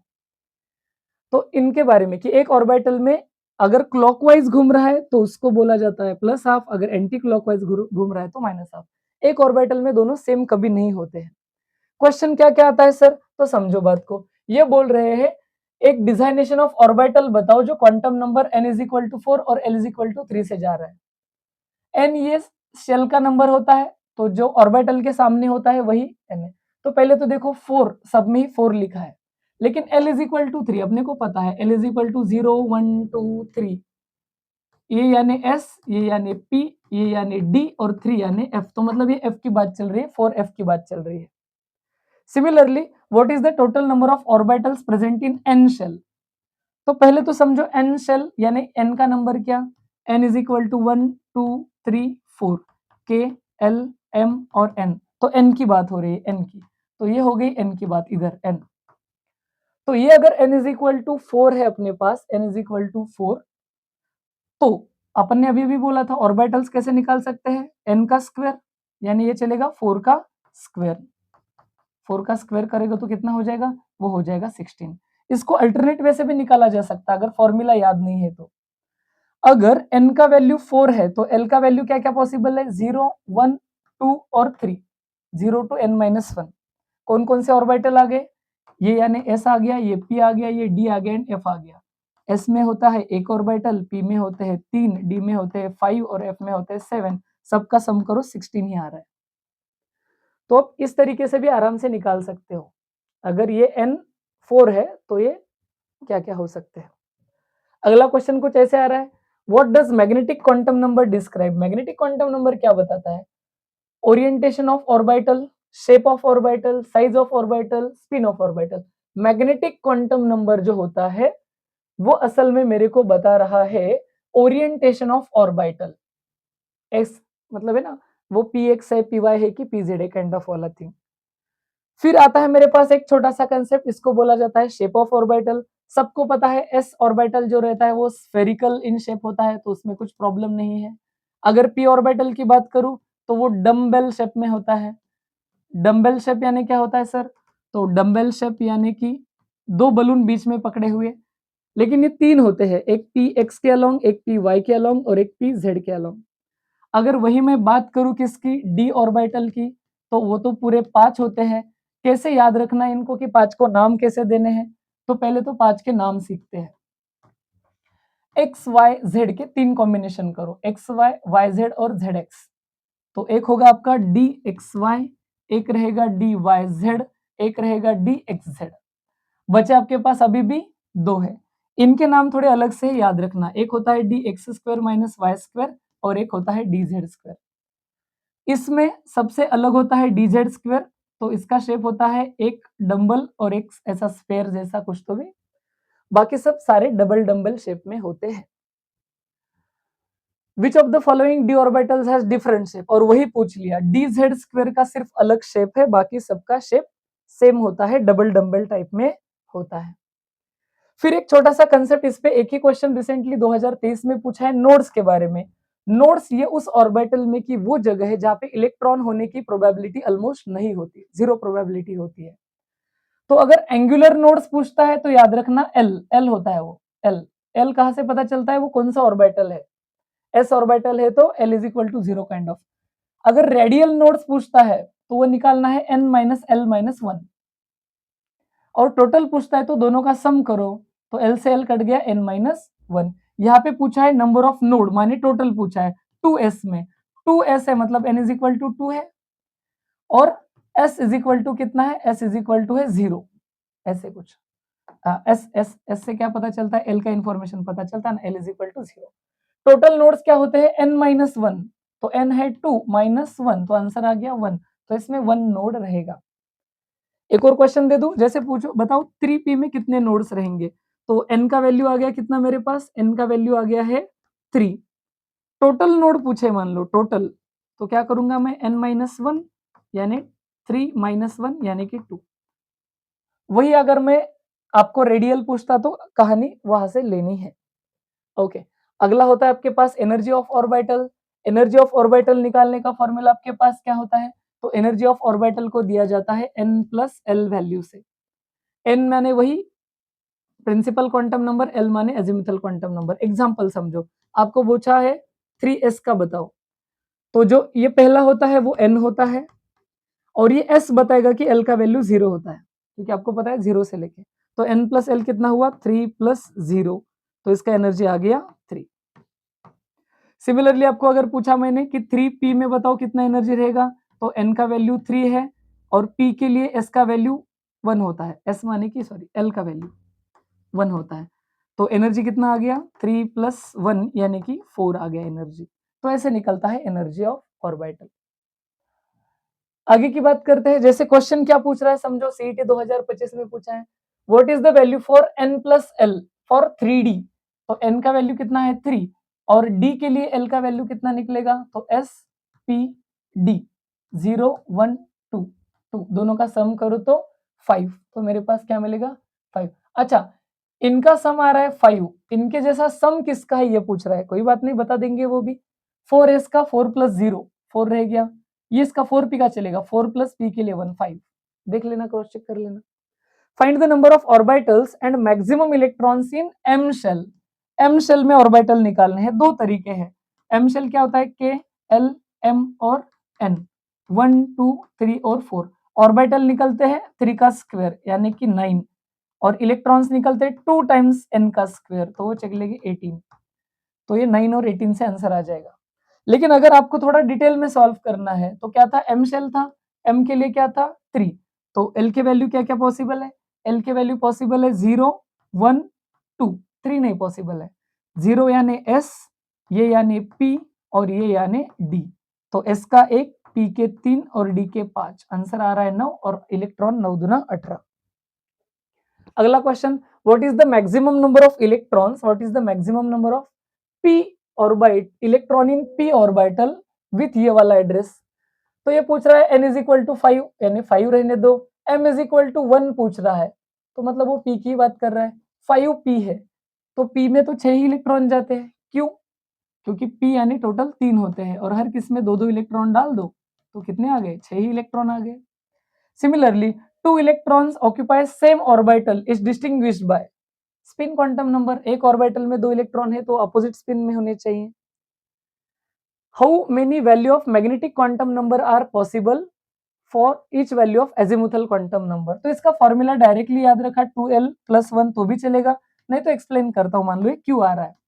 जैसे अगर मैं बात करता हूं l इज इक्वल टू 1 की, तो उसके अंदर है ना एजिमुथल क्वांटम नंबर, तो उसके अंदर मैग्नेटिक क्वांटम नंबर क्या आता है, -1 0 +1, तो इसको उस इक्वेशन में अरेंज करता हूं तो कितने आ रहे, टोटल वैल्यू 3 आ रहे मेरे पास। तो अगर मैं इसको सॉल्व करता हूं किससे, 2 इंटू एल कितना था इसके लिए 1 + 1, तो इसका भी आंसर 3 आ रहा है, तो ऐसे बता सकते हैं अपन। अगला है एक अफबाउ प्रिंसिपल। अफबाउ प्रिंसिपल क्या है, तो इलेक्ट्रॉनिक कॉन्फ़िगरेशन लिखने का ट्रिक है, ट्रिक। अफबाउ ये एक जर्मन वर्ड है जिसका मीनिंग होता है बिल्डिंग अप, एक एटम को अपन बिल्डअप कर रहे हैं, लिख रहे हैं उसका इलेक्ट्रॉनिक कॉन्फ़िगरेशन। ये बेस्ड ऑन होता है increasing order of energy, Pauli's exclusion principle and hertz rule, जिसको सबको हमें लाइन से देखना है। ऐसे लिखा कैसे जाता है तो आप सभी को पता है, ऐसे लिखा जाता है 1s फिर 2s फिर 2p, 3s 3p 3d, फिर 4s 4p 4d 4f, फिर उसके बाद 5s 5p 5d 5f। f के आगे कुछ नहीं लिखना है, बस आपको क्या करना है, इधर से ऐसी तिरछी बराबर पैरेलल लाइनें खींचनी है जो एक दूसरे को पैरेलल होनी चाहिए, इसके एंड में एरो निकालो। मान लो अपन ने इधर से शिकार करा है तो पहले एरो में कौन चला 1s, दूसरे एरो में 2s, तीसरे एरो में 2 चले लेकिन पहले कौन आया ऊपर से 2p आया, फिर कौन आया 3s आया, फिर कौन आया 3p आया, फिर कौन आया 4s आया। तो यही होता है इंक्रीजिंग ऑर्डर ऑफ ऑर्बिटल जिसमें इलेक्ट्रॉनिक कॉन्फ़िगरेशन लिखना होता है। पाउलीज एक्सक्लूजन प्रिंसिपल क्या कहता है, तो ये कहता है कि अगर एक ऑर्बिटल में 2 इलेक्ट्रॉन है तो वो अपोजिट स्पिन ही होने चाहिए, इसको बोला जाता है पाउलीज एक्सक्लूजन प्रिंसिपल। ऑफिशियल भाषा में 2 इलेक्ट्रॉन के सारे क्वांटम नंबर सेम नहीं हो सकते, एटलीस्ट लास्ट वाला क्वांटम नंबर एक प्लस ऑफ तो दूसरा माइनस ऑफ होना चाहिए। No 2 electrons in an atom can have same set of all 4 quantum numbers. Only 2 electrons can occupy in the same orbital, लेकिन उसका अपोजिट स्पिन होना चाहिए। हर्ट्ज रूल क्या कहता है, तो ये वही बात है कि अगर 2p में मुझे 3 इलेक्ट्रॉन्स भरने हैं, p यानी 3 डब्बे होते हैं, तो पहले एक एक भरो और फिर बाद में पेयरिंग करो। ऑफिशियल लैंग्वेज में pairing of electron in the orbital belonging to the same subshell यानी orbital does not occur unless each orbital got 1 electron each, सबको एक एक मिलेगा तभी पेयरिंग करो। क्वेश्चन क्या आ रहा है, देखो कितना स्ट्रेट फॉरवर्ड क्वेश्चन पूछा है। Pairing of electrons in the orbital belonging to the same subshell does not occur unless Hertz rule. No 2 electrons occupy, कौन सा है, पाउलीज एक्सक्लूजन प्रिंसिपल। तो इतने आसान से क्वेश्चन एग्जाम में अपीयर हो रहे हैं। लास्ट में जो टॉपिक मेरे पास है वो है electronic configuration of copper and chromium. Copper जिसका एटॉमिक नंबर 29 होता है, एक्सपेक्टेड इलेक्ट्रॉनिक कॉन्फ़िगरेशन से यहाँ पे फुलफिल्ड इलेक्ट्रॉनिक कॉन्फ़िगरेशन मुझे नजर आता है। और वही कॉपर क्रोमियम की अगर बात करूं तो ये हाफ फील्ड स्टेबिलिटी का केस है, एक्सपेक्टेड से थोड़ा सा अलग, ये 3D में 5 और 4s में 1 मिलता है। एक्चुअली होना क्या चाहिए था, 4s में 2 3D में 9 होने चाहिए थे, यहाँ पे झोल है और यहाँ पे झोल है, ये किसके वजह से होता है, तो ये full field stability, full field, और इसके केस में हाफ फील्ड डी ऑर्बिटल की स्टेबिलिटी, इसके वजह से ये हो रहा है। ये स्टेबिलिटी का चक्कर है मतलब। फिर उसके बाद में एक लास्ट का वर्ड है मेरे पास आइसो इलेक्ट्रॉनिक स्पेसिस, नाम से ही पता चल रहा है आइसो माने same, electrons, atoms and ions having same number of electrons. एक आसान सा एग्जांपल मान लो मेरे पास ये था हाइड्रोजन और ये था हीलियम प्लस। हाइड्रोजन का नेचुरली इलेक्ट्रॉन एक होता है, इसके दो होते हैं लेकिन प्लस माने एक ही है, तो ये एक दूसरे के आइसो इलेक्ट्रॉनिक है। क्वेश्चन क्या क्या आ रहे हैं? क्वेश्चन आ रहा है which of the following pairs is an example of isoelectronic species. Sodium का नंबर होता है 11, एक प्लस है मतलब 10, ऑक्सीजन का नंबर होता है 8, 2 माइनस है यहाँ पे, ध्यान से देखो तो ये 10 हो गया, तो ये आइसो इलेक्ट्रॉनिक है। बाकी क्रॉस चेक करके देख लेना। विच of the following elements iso electronic with sodium plus. Sodium का नंबर होता है 11, एक प्लस यानी एक कम, तो 10 इलेक्ट्रॉन है इसके पास। ये नहीं चलेगा, ये नहीं चलेगा, अच्छा नियॉन चल जाएगा, नियॉन के पास भी 10 ही होते हैं। क्रॉस चेक करना, इसके पास 9 है, इसके पास 12 है, तो वही चलेगा। Identify the element from the following having 6 unpaired electrons observed electronic configuration। अब इलेक्ट्रॉनिक कॉन्फ़िगरेशन लिखना आपको आता रहेगा 1s2 2s2 के फॉर्म में। तो इनमें क्योंकि मुझे पहले ही आइडिया है तो मैं क्रोमियम का आंसर डायरेक्टली बता देता हूँ आपको। 24 का इलेक्ट्रॉनिक कॉन्फ़िगरेशन होता है अर्गोन के जैसा 3d5 4s1। डी यानी पूरे 5 डब्बे होते हैं और हंट्स रूल बोलता है कि पहले 1 1 1 भरो और फिर अपने पास 4s में 1 है, तो ये 5 और ये 6 ये सारे अनपेड इलेक्ट्रॉन है, एक डब्बे में एक, तो 6 अनपेड का आंसर है अपने पास क्रोमियम। यहां से क्वेश्चन आ चुका है। तो यहाँ पे ये chapter with all question possibilities हो जाता है कवर। स्लाइट लेंदी है लेकिन एक एक क्वेश्चन पॉसिबिलिटी अपन ने कवर करने की कोशिश करी है। तो थोड़ा पेशेंसफुली इस चैप्टर को पढ़ लेना है, इवन दो आपको बोर हो जाए कुछ हो जाए तो इसको पढ़ लेना है। बताना है कमेंट्स में कि आपको कैसा लगा, शेयर करना है दोस्तों के साथ ये कैसा लग रहा है, और है ना, तो इस तरह से आपको इसको कर लेना है। एक लाइन बता के लेक्चर को खत्म करते हैं कि देखो मेहनत करना अपना काम है, मिले ना मिला ये अलग बात है, मिलना ना मिलना ये तो अलग बात है, मिलना ना मिलना ये तो अलग बात है, लेकिन हम कोशिश भी ना करें ये तो गलत बात है। तो बस यही थॉट के साथ लेक्चर को करते हैं एंड। Thank you class.